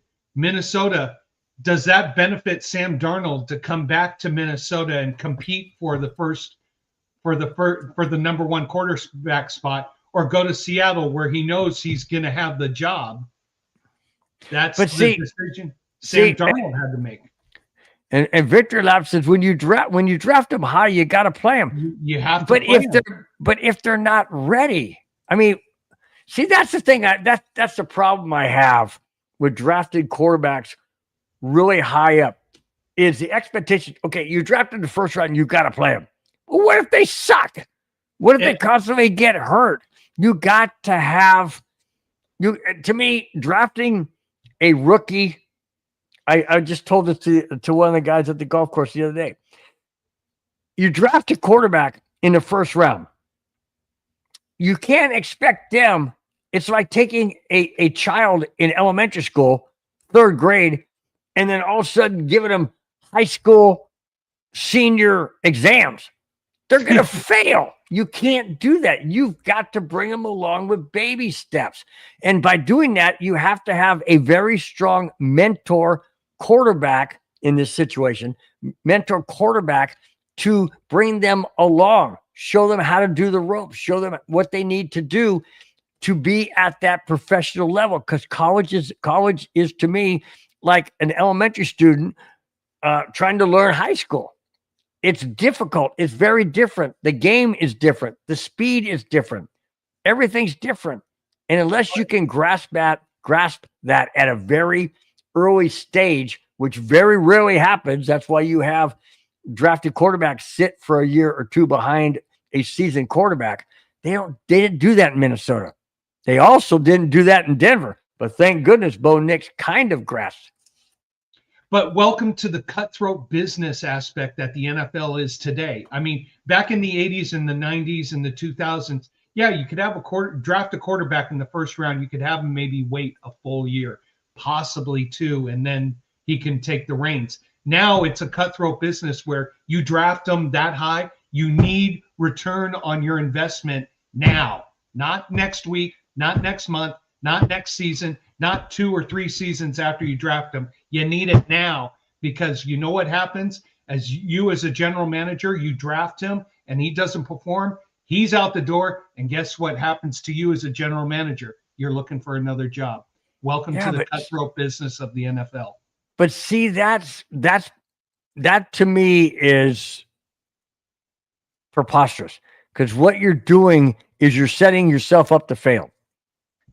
But what you're also telling your fans is, oh, it's okay. We're not going to do anything for the first 2 years for this quarterback. We'll be 6-11. We'll be 7-10. We won't make the playoffs. We won't do anything, fans. But be patient with us. Keep buying season tickets and all the merchandise. Keep buying everything. And come year 3, he'll come out there on the field after you spent thousands of dollars and got zero, nada.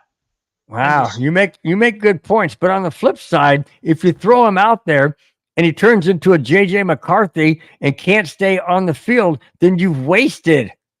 You wasted talent and you wasted years at the same time.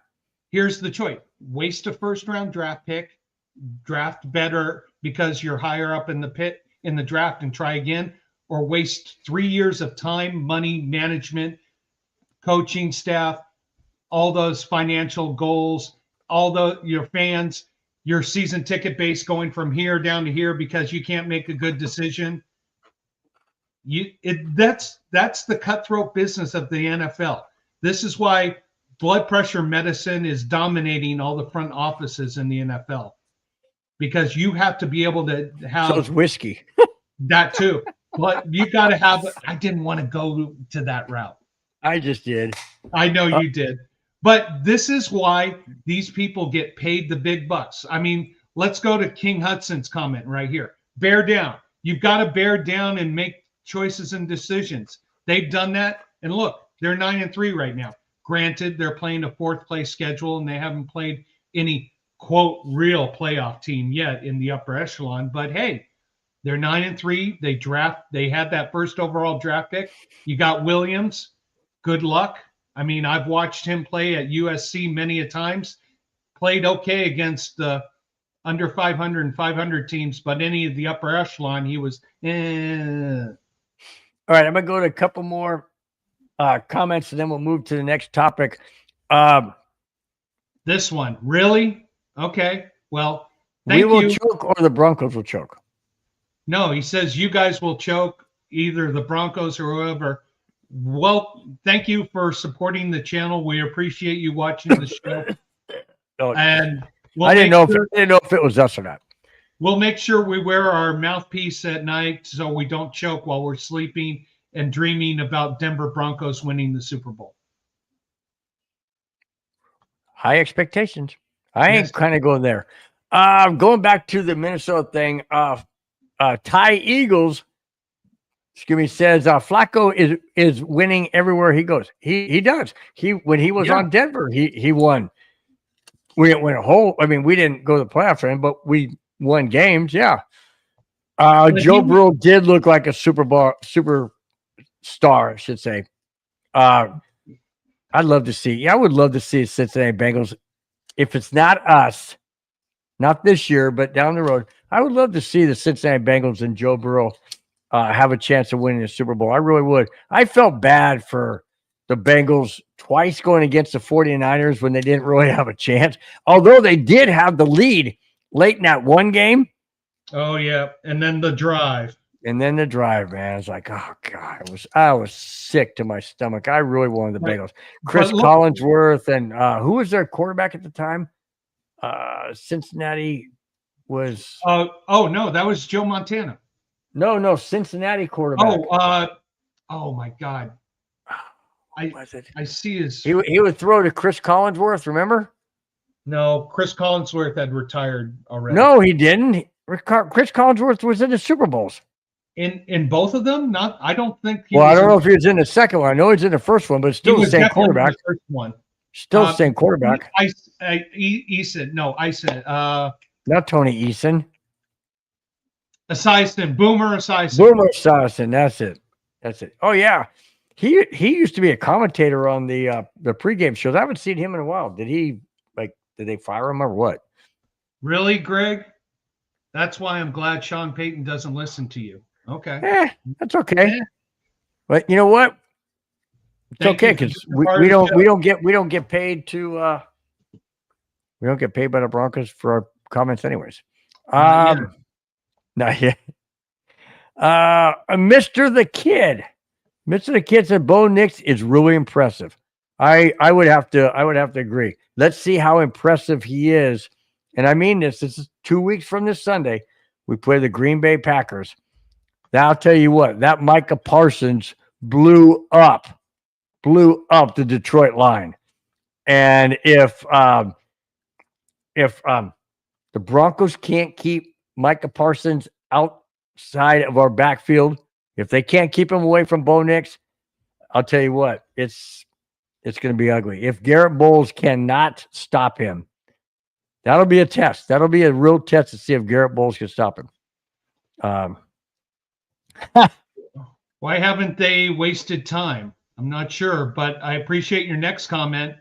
And yeah, the whiskey shots for all. Yeah, whiskey shots for everybody.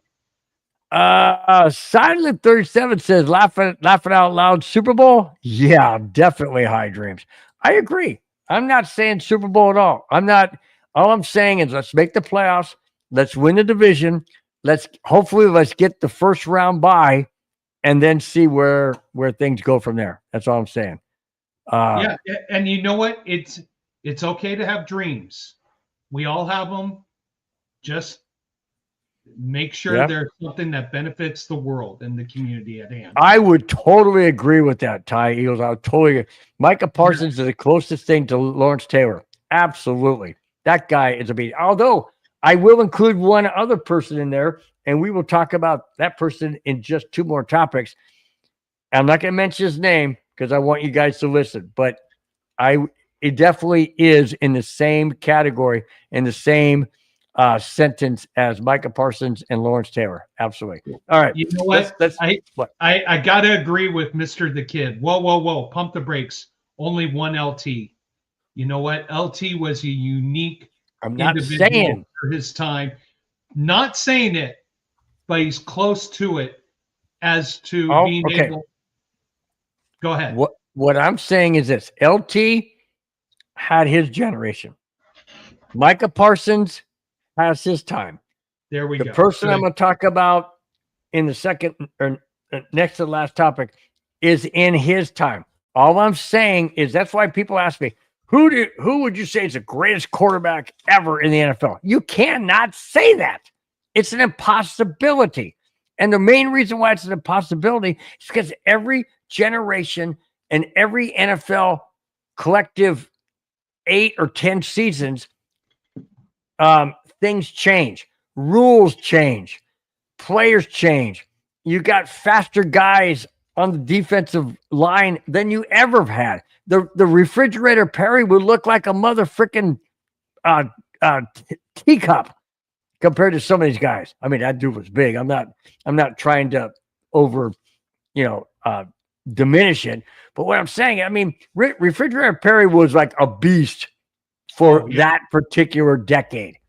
You look at guys now, 300 some odd pounds, and they're running fast. They're chasing down running backs. It's ridiculous. You cannot say that Joe Montana was better than Johnny Unitas, or you can't say that John Elway wasn't as good as Patrick Mahomes. You can't say that. Those are different generations, different situations. Now, somebody says, who do you think's the greatest quarterback of the 80s? Okay, that's a different story. But you can't say who's the greatest quarterback or the greatest running back of all time. Things are different. Defenses were different. Gale Sayers is in the Hall of Fame.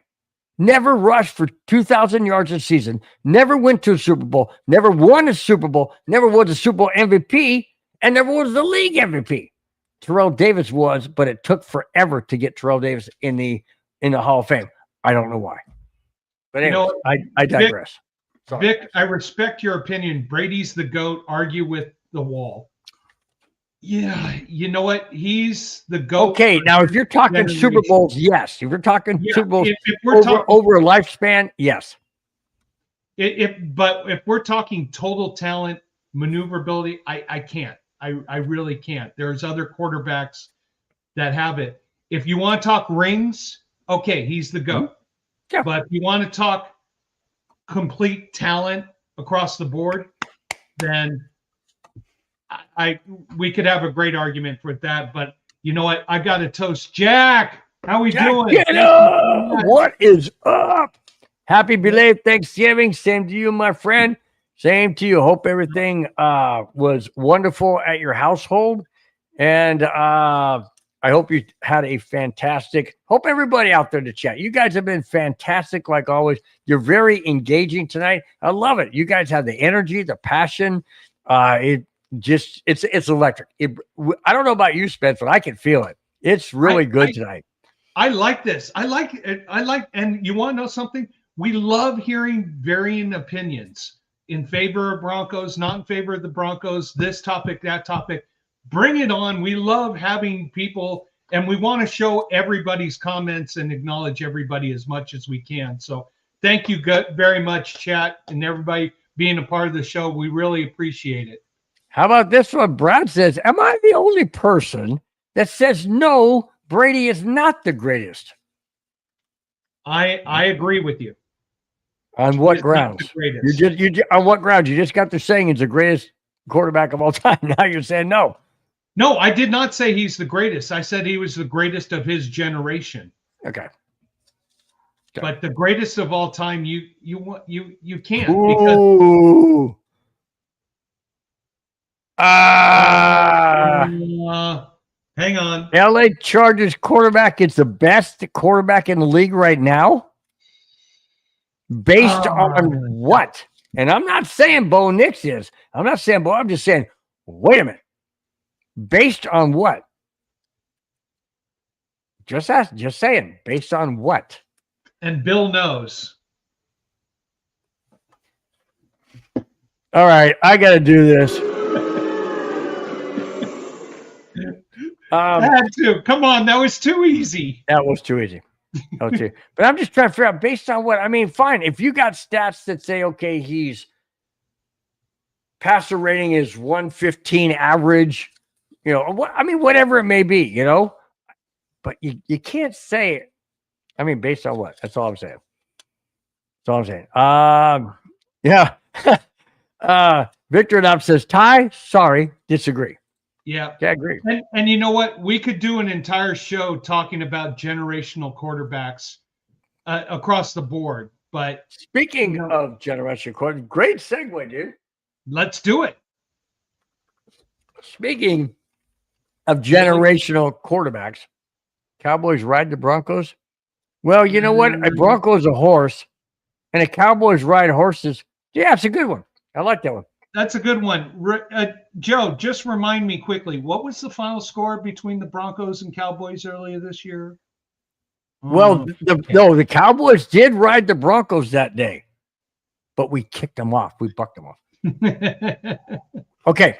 We're down to the last three topics, and here we go. Okay. Bo Nix has the most, speaking of greatest quarterback, or what was that comment?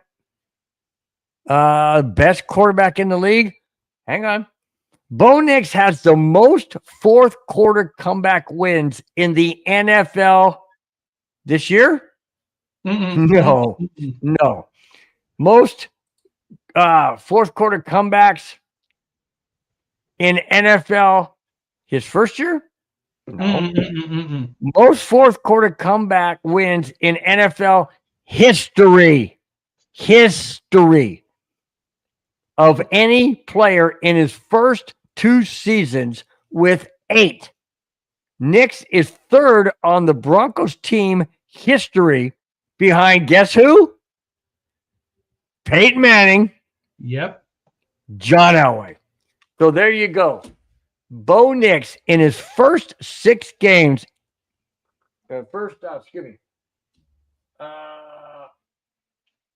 his first 2 seasons. 2 seasons. 6 games was a different story there. First 2 seasons has 8 fourth quarter comeback wins. Now, John Elway was always known, or a lot of people knew him knew of him as being the greatest fourth quarter comeback in Bronco history, which he is.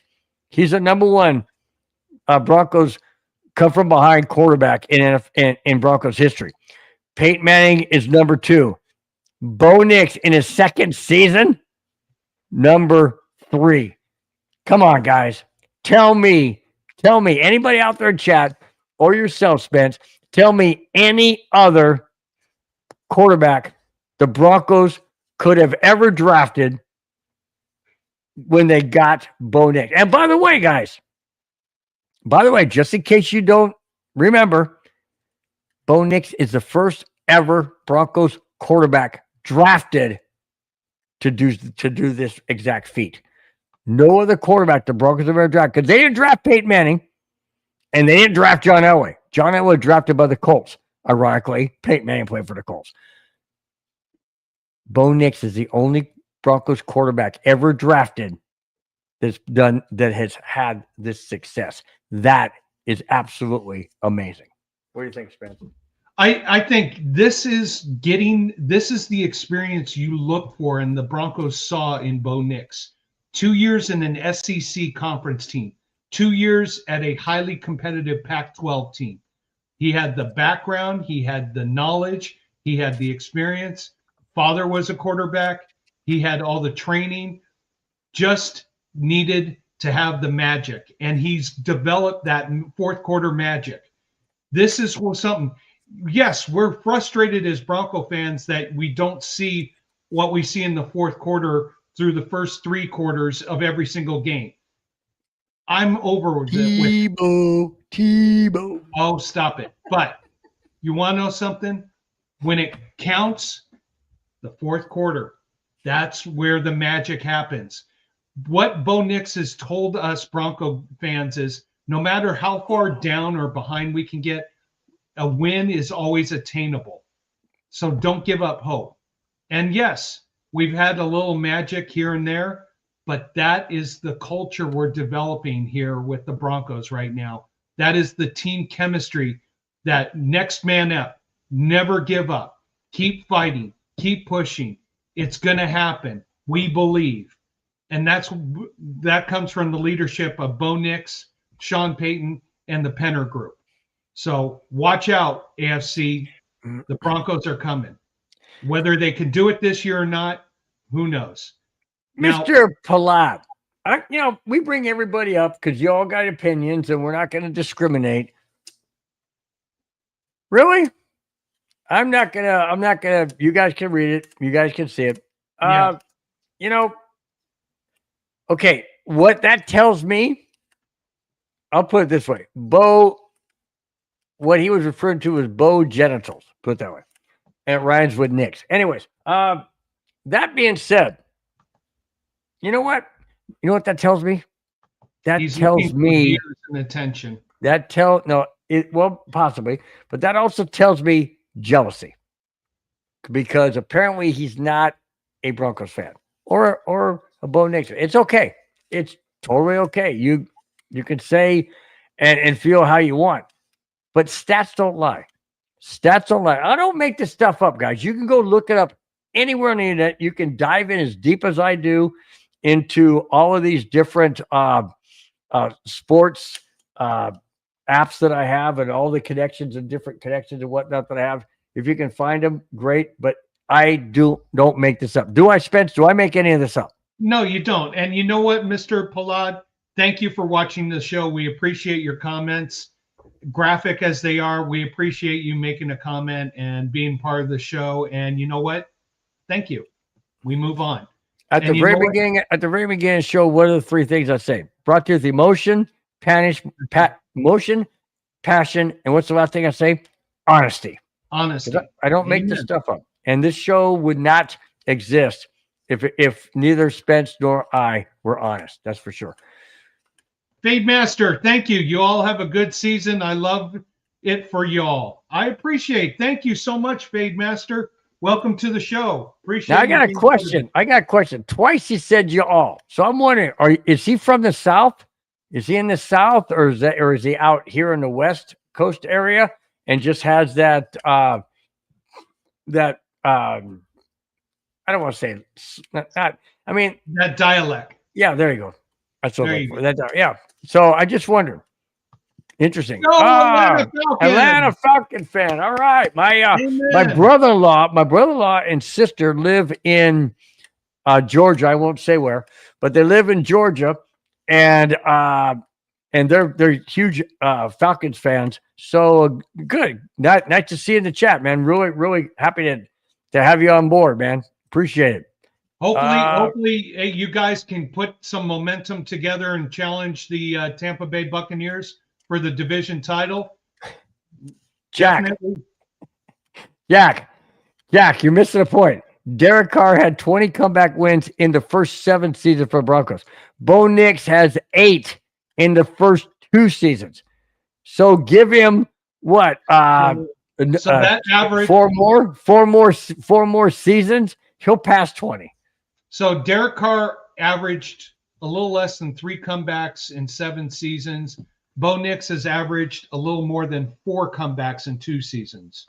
I mean, I love you, Jack. I do. I love you, man. But okay, we'll give you that. That's 20. But I'm just going by what the NFL record is, the NFL history. That's all I'm saying. Oh, Joe, really? In playoffs, 1 and done. Okay. Oh, okay. Okay, hang on. As of right now, we're going to get this, but he brought this up. As of right now, it would be New England has a bye. As of right now, New England has a bye. It would be the Wagons, the Chargers at Pittsburgh. Yep. Jacksonville at Indy. Yep. Buffalo at Denver. If the game was in Buffalo, I'd be concerned. But if it's in Denver, sorry, Josh Allen, you're not winning in Denver. But you know what? There's 6 games left. Anything can change. If Denver gets the number 1 seed, guess who plays Buffalo? New England. Not us. So, hey, anything can happen. We can say what we want now. 6 games is a month and a half worth of football. That's a lot of football left. Interesting comment here. I like this one. Ty Ingles. Do you guys believe that coaches make a difference? In 2 ways, yes. One, they give the power of leadership to the players to develop the culture and to put together a team chemistry. Well, that depends on the coaches. You got some dominant. I was going to say, the coaches who take that approach, the coaches who don't take that approach, like what you're seeing in Tennessee, like what you're seeing in Miami, like what you're seeing in other places where they're not empowering the players to develop a culture to take those next steps together. That's one of the differences. The other difference are these coaches actually teaching these guys not how to be better football players on the field, but also off the field. That's where coaching can make a difference. Hey, Ty says, I was a Broncos fan when I was stationed at Fort Carson, excuse me. Carson. Oh, wow. Back in the day. Okay. So why are you not a Bronco fan now? Did you move to Philadelphia or did you move to Pennsylvania or what's the deal? Just wondering. Or did you marry an Eagles fan or have a girlfriend who's an Eagles fan? Why does that matter?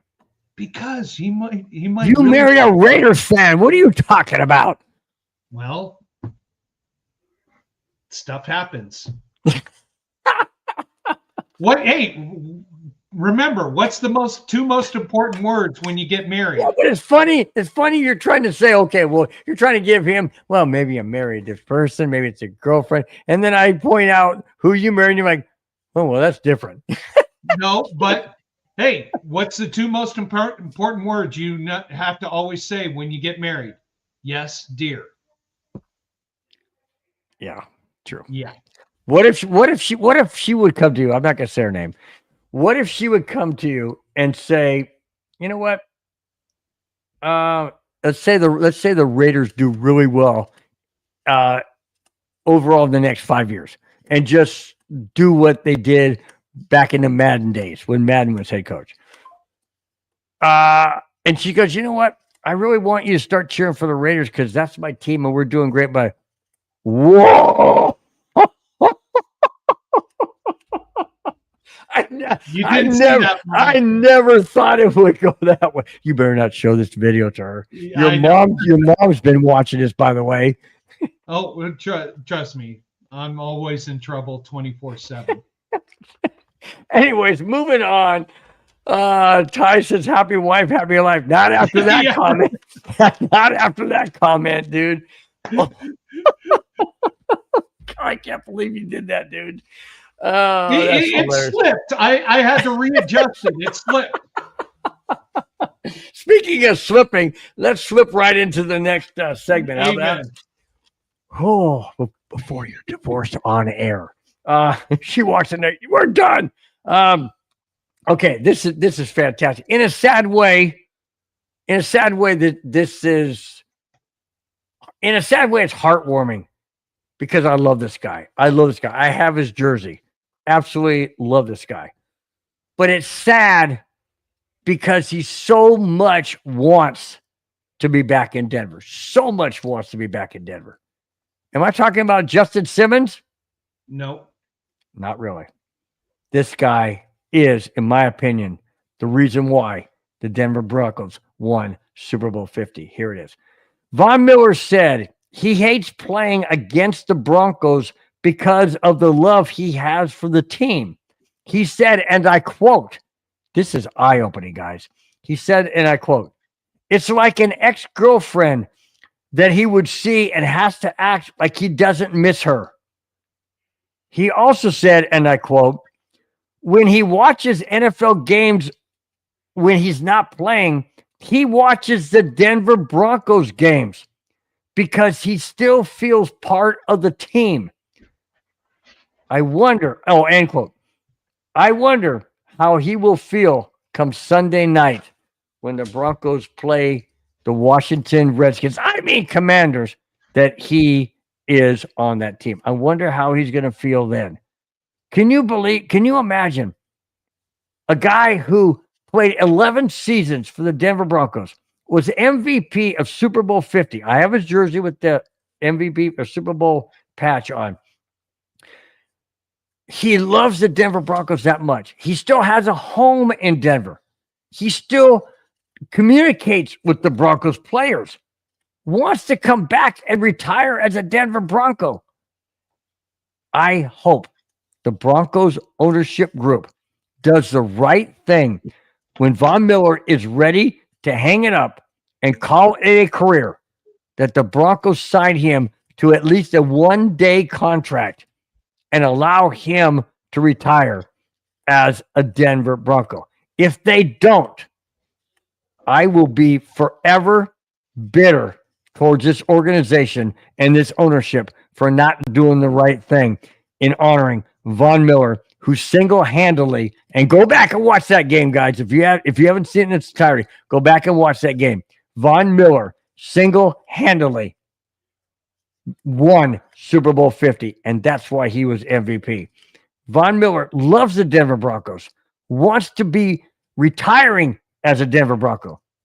And for him to say that on his days that he's not playing, or it's an off day or a bye week or whatever it is, he's watching the Broncos over any other game. Wow. Does that speak volumes? And he said he still feels part of the team. Spence, I don't know what else to say about this loyalty of a player I've never heard of before, other than maybe John Elway, who loves the Broncos as well. That is amazing, amazing feeling from a guy who gave everything to this organization.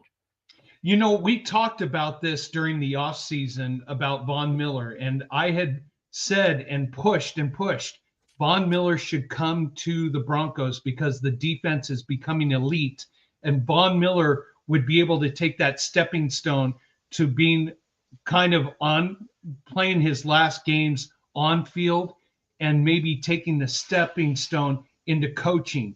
But he went with Washington because maybe he felt Washington had a better chance of making the Super Bowl than the Broncos. A decision I think he is publicly. But were the Broncos ever going to bring him back? The Broncos made an offer. The Broncos tried to bring him back. They wanted him to be a part of the team, and he went with. Maybe he didn't feel he'd be a starter. That, or maybe he felt that the Broncos weren't in a position to compete for a Super Bowl compared to. Was that when we had Sean Payton or before Sean Payton? This was Sean Payton. This was our offseason, this most recent offseason.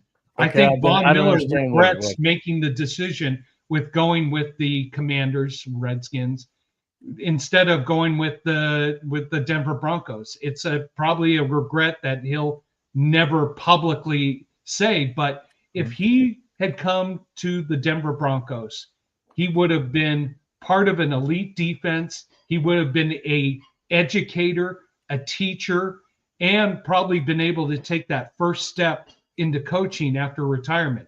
Now that he's with Washington, he's not getting all the accolades or getting all that training or getting all those steps that he wanted to take. Now, next season. Hang on, sir. Can you imagine him on one side with Malcolm Roach on the other side? Oh, with Nick Benito in the middle. Holy smokes, dude! But can you imagine if Roach or Benito got hurt, Von Miller could step in and be a part of this? Could you imagine all the wisdom he is passing off to the rest of the defense?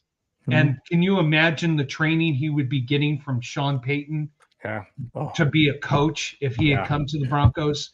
You know, my wife, I love her to death, does woulda, coulda, shoulda to me all the time. As she's looking at me right now with that look like, I'm not doing that. Yes, you do that to me, honey. And I love you to death. It's the beer talking. It's not the beer talking. She can say hi if she wants to. No, she doesn't want to. She can say hi if she wants to. She's still. Just we're all put her trying. hand in like that. Can you put your hand in? Hold on. Yeah, No, just put your hand in and say hi. It's just Bill, right? Yeah, no, it's everybody. Oh yeah, no, I'm in pajamas. I'm in pajamas. So yeah, special. I think it's a lot of regret he has right now because he could have been part of something very special. And you know what?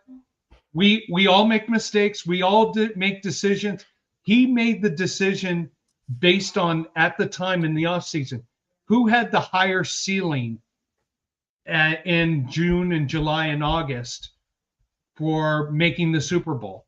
I mean, here come the Commanders came off a NFC championship championship visit, getting blown out by Philadelphia, but they had all the optimism, everything they're going their way. The Broncos were just trying to build a defense, and we're getting assets, and we're getting better and better.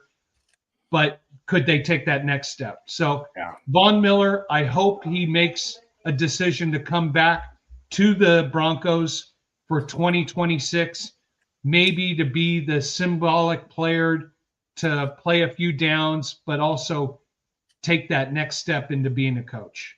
I agree. We got a new person. Brian, bring him up. Kevin Underwood said, it's a lot of football to go. Anything can happen in sports. I always have been a John Elway Broncos fan and Joe Montana San Francisco fan. Happy holidays. Thank you so much, man. I'll tell you what, Kevin. Those are two of the greatest quarterbacks in their generation. Absolutely. No doubt about it. Montana, Super Bowl champion, obviously. John Elway, Super Bowl champion. Just fantastic teams of their era, no doubt. Fade Master asks thoughts on Kevin Stefanski. I think that's the coach of the Cleveland Browns. He's got a he's got a tough situation. I don't think he really wanted to have Sanders on his team. And even though they've got a great defense, that organization does not have a direction right now. And I say this humbly, wouldn't be surprised if there's a transition at the end of the season. Wouldn't be surprised if Kevin stays on and tries to build something. It just seems like the Cleveland Browns are a mess, and I don't know who's going to be able to help them out. Wow. Thanks so much, Ty Eagles. Thank you so much, man. Thank you. Guys, you both are great. Thank you for the chat. Go show. Wow. Thank you so much, man. Really do appreciate it. Hit the thumbs up, hit the like button. Please, please do that. It lets everybody else know that you like the show, and it means a lot. Big Tex, thank you so much for being in chat. Says Broncos fan here. If I were an opposing team, I would not only be afraid of Sean Payton in the cold season, but the squad. Exciting stuff. Yeah. Yeah. Broncos are playing well, obviously. Playing well, but there's they a lot. They are playing well. Lot of games left, man. 6 left. So yeah, Jack Kennedy says, says, would you stop? Sorry, I was trying to help you out. I know. Says, I feel the same way of Khalil Mack talking about Von Miller. Came back to the Raiders in 2026. I agree. Suspense number 3. And Popoliski. Yo, would you guys rather watch trees grow or knees grow? Knees grow. I think that might have been a little twisting there. Anyways, going to the last. It's showing 2 topics, but they tie in together, guys. This is the very last topic that will be segued into combined. So here it is. Hey, Crocs Garden Godsend. Pleasure. Hello. Thank you so much. Where are you from? What state? What county? What country? Could be in a different country. We've had people from Germany. We've had people from Australia, people from Canada. So let us know what state you're from. You don't have to say the city. You can just say the state. And if you're outside the United States, let us know what country you're in. Really do appreciate it. All right. Last topic, A and B segment. Here it is. With the Broncos having a 2-game lead with 6 games to go, and the Chiefs losing to the Cowboys yesterday, Thanksgiving Day, they fall 3 games back. It's the Wagons, Chargers, that are 2 games back. Denver can't take any team lightly.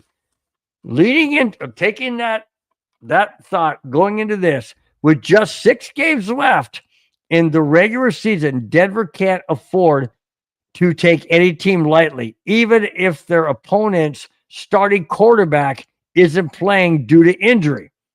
The push for the AFC West top spot begins on Sunday night in primetime against the Washington Redskins. Commanders. They are not playing Jaden Daniels. They're playing Marcus Mariota at quarterback. Do the Broncos take this game lightly, knowing that the Commanders are not really in the playoff push? They're kind of around the bubble, but they're not really strong enough.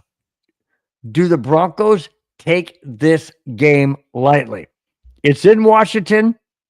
It's in prime time. And it's not the Commanders' starting quarterback. Do the Broncos look at this and go, hey, this is a cakewalk, guys. All we got to do is show up. We're 9-2. Come on, man. This is the easy win. Uh-oh. Yeah. Or is this a trap game? I would say this. It's a test of who they really are. The Broncos this year have played up to their competition, and they have played down to their competition. Games that we think we should have won by double digits. California. Those games we should have party. won by double digits, we win by 3 or 4 points. games where we thought we're probably going to lose, we come back and win. So I see it as a close game. I'm going to tell you right now, the point spread is the Broncos are favored by 5.5. My final score is Denver 19, Washington 13. I think it's going to be closer than people expect or anticipate. But I think the Broncos are just going to do enough to get by, get the victory, and get out of town. 19-13, really? Yes. So you're saying a touchdown, And 10, 4 field 13, goals. 16, and 4 field goals? Yep. Wow. Okay. I have it completely opposite. Completely opposite. I have it. Well, first off, let me preface it this way. The Broncos are 9-2. If they're real serious about winning the AFC West, knowing full well that the Wagons, Chargers, are 2 games behind, and the Chiefs are now 3. But the Broncos have to play both of those teams down the road. The Chargers, the last game of the season, the Chiefs on Sunday, Thursday, Christmas night. That being said, those are going to be 2 tough games. Broncos have the last game at home. Yes, it could come down to that. But the Chiefs game on Christmas is probably a referee deciding game in favor of the Chiefs. We're just going out. So that being said, if the Broncos are serious about winning the AFC West and hopefully getting a first round bye, they have to win games they're expected to win. I think they're a 7.5 point favorite on this game. 5.5. That's it. Oh, it dropped to 5.5. Okay, so it's 5.5 point favorite, which means they're favorite, obviously. So they can't look at that and say, "Oh, well, all we got to do is show up." No, you need to play the games that are on the schedule. Doesn't matter if the team that you're playing is less of competitive that you've been used to, like the Chiefs or whomever else they played. You've got to play the teams that are on your schedule, and you have to play every game that means everything. If the Broncos come out and lay an egg in the first 3 quarters and expect to come out in the fourth and win it like they did the Giants, that doesn't happen every day of the week. Okay? It just doesn't happen. I mean, the Broncos set an NFL record, 33 points in the fourth quarter without scoring any points in the first 3. That's never happened before. Can't rely on that. If the Broncos come out sluggish and the Commanders come out strong, this game is in jeopardy. I have it with just 1 field goal by the Broncos. Okay. But I have 3 touchdowns by them as well. Denver 24, Washington 16. And the reason why I give it an 8-point differential is because I really think if PS2 comes back and plays like PS2 on their number 1 receiver, who is also coming back off an injury, he's coming back and playing in this game, that I think PS2 is going to light it up, and the Broncos, it's going to be a tight game. I'm not saying it's going to be easy. It's going to be a tight game, but I think the Broncos will win it by 8. And the reason why they win it by 8 is because the Broncos defense will hold the Redskins, Commanders, to 3 field goals. They'll give up a touchdown, but they'll give up 3 field goals to make it 24-16. There you go. Amen. And you know what? I got to give a shout out to my good friend Emmett Power, who's watching right now. His his sister Caitlin just gave birth to their first child, to Gemma Kate Stewart. Congratulations.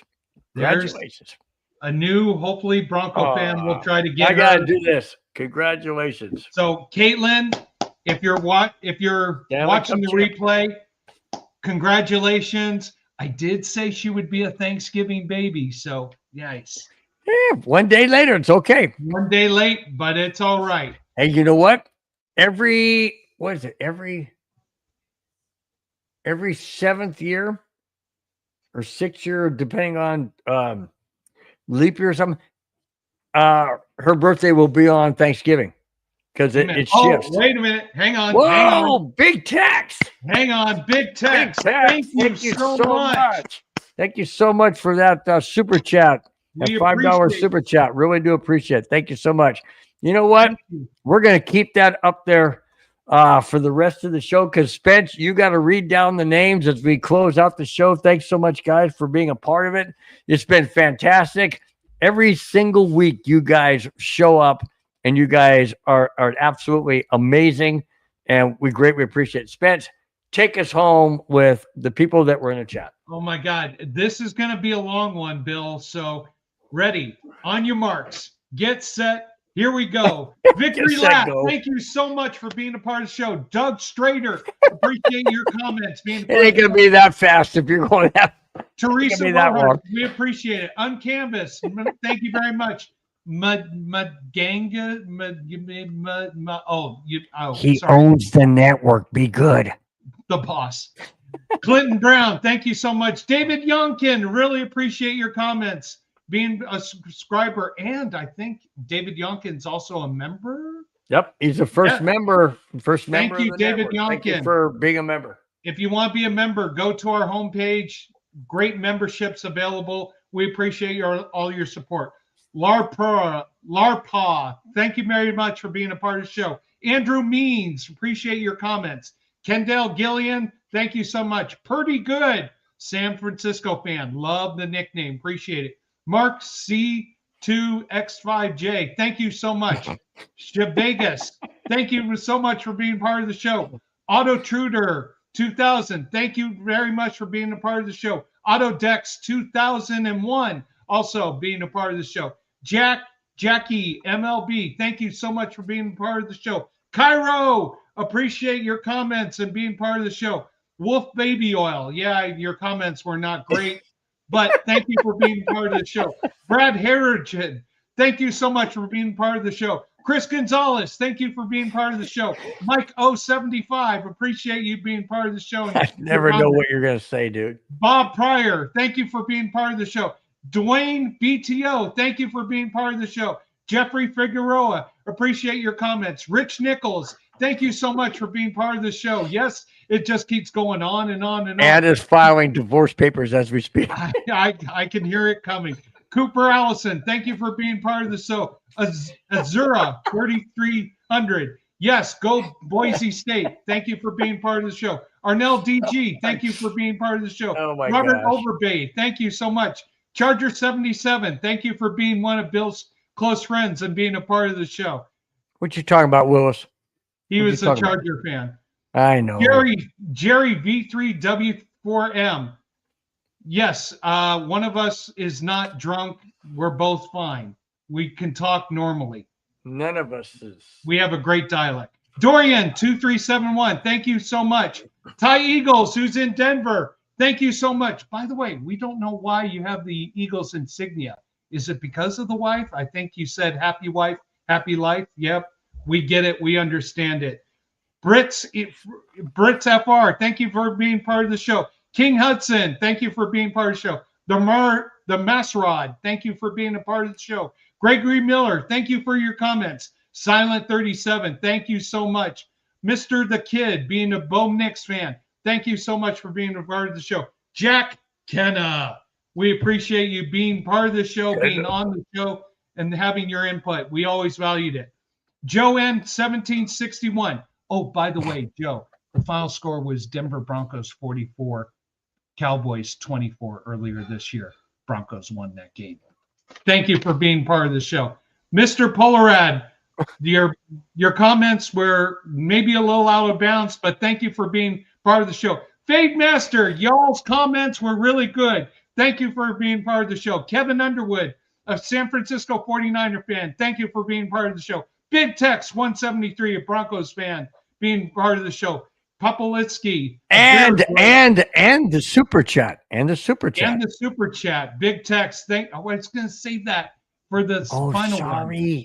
That's all right. But you got Hunter. Did you get him?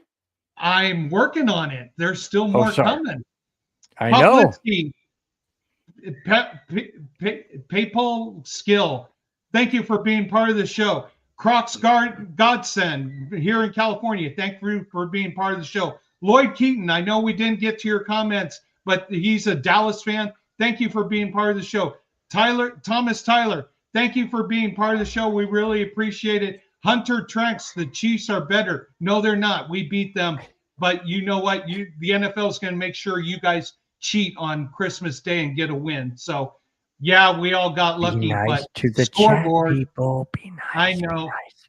But we respect the Chiefs fan. I got to Yeah. respect him because my daughter's a Swiftie. I mean, a Chiefs fan. So, Lamb, T4, go Cowboys. Thank you for being part of the show. Big Tex, I want to end the show by saying thank you very much. We really appreciate your support. It goes to Absolutely. Bill's Beer Fund so that he can donate to the rest of this channel. Thank you so much. We really appreciate the super chat, and thank you for being part of the show.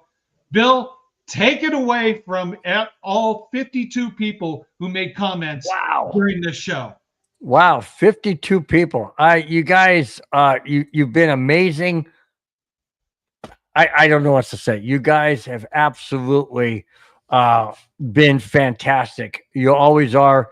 You guys are the best. Have a wonderful, fantastic rest of your Thanksgiving weekend. Wherever you may be, whatever you may be doing, be safe. Enjoy the Broncos game against the Reds. Commanders, Sunday night, prime time. May the Broncos win and keep solid possession of the AFC West. Guys, until we talk to you next Friday, we are Broncos Buzz. You guys are the backbone of the show. We love you. See you next Friday. Bye-bye. Fast lane when I pass in the street, bag of money in the passenger seat. Simcoe's been asking for me on the road from the west to the east. Way up, I might never come down 'cause the coast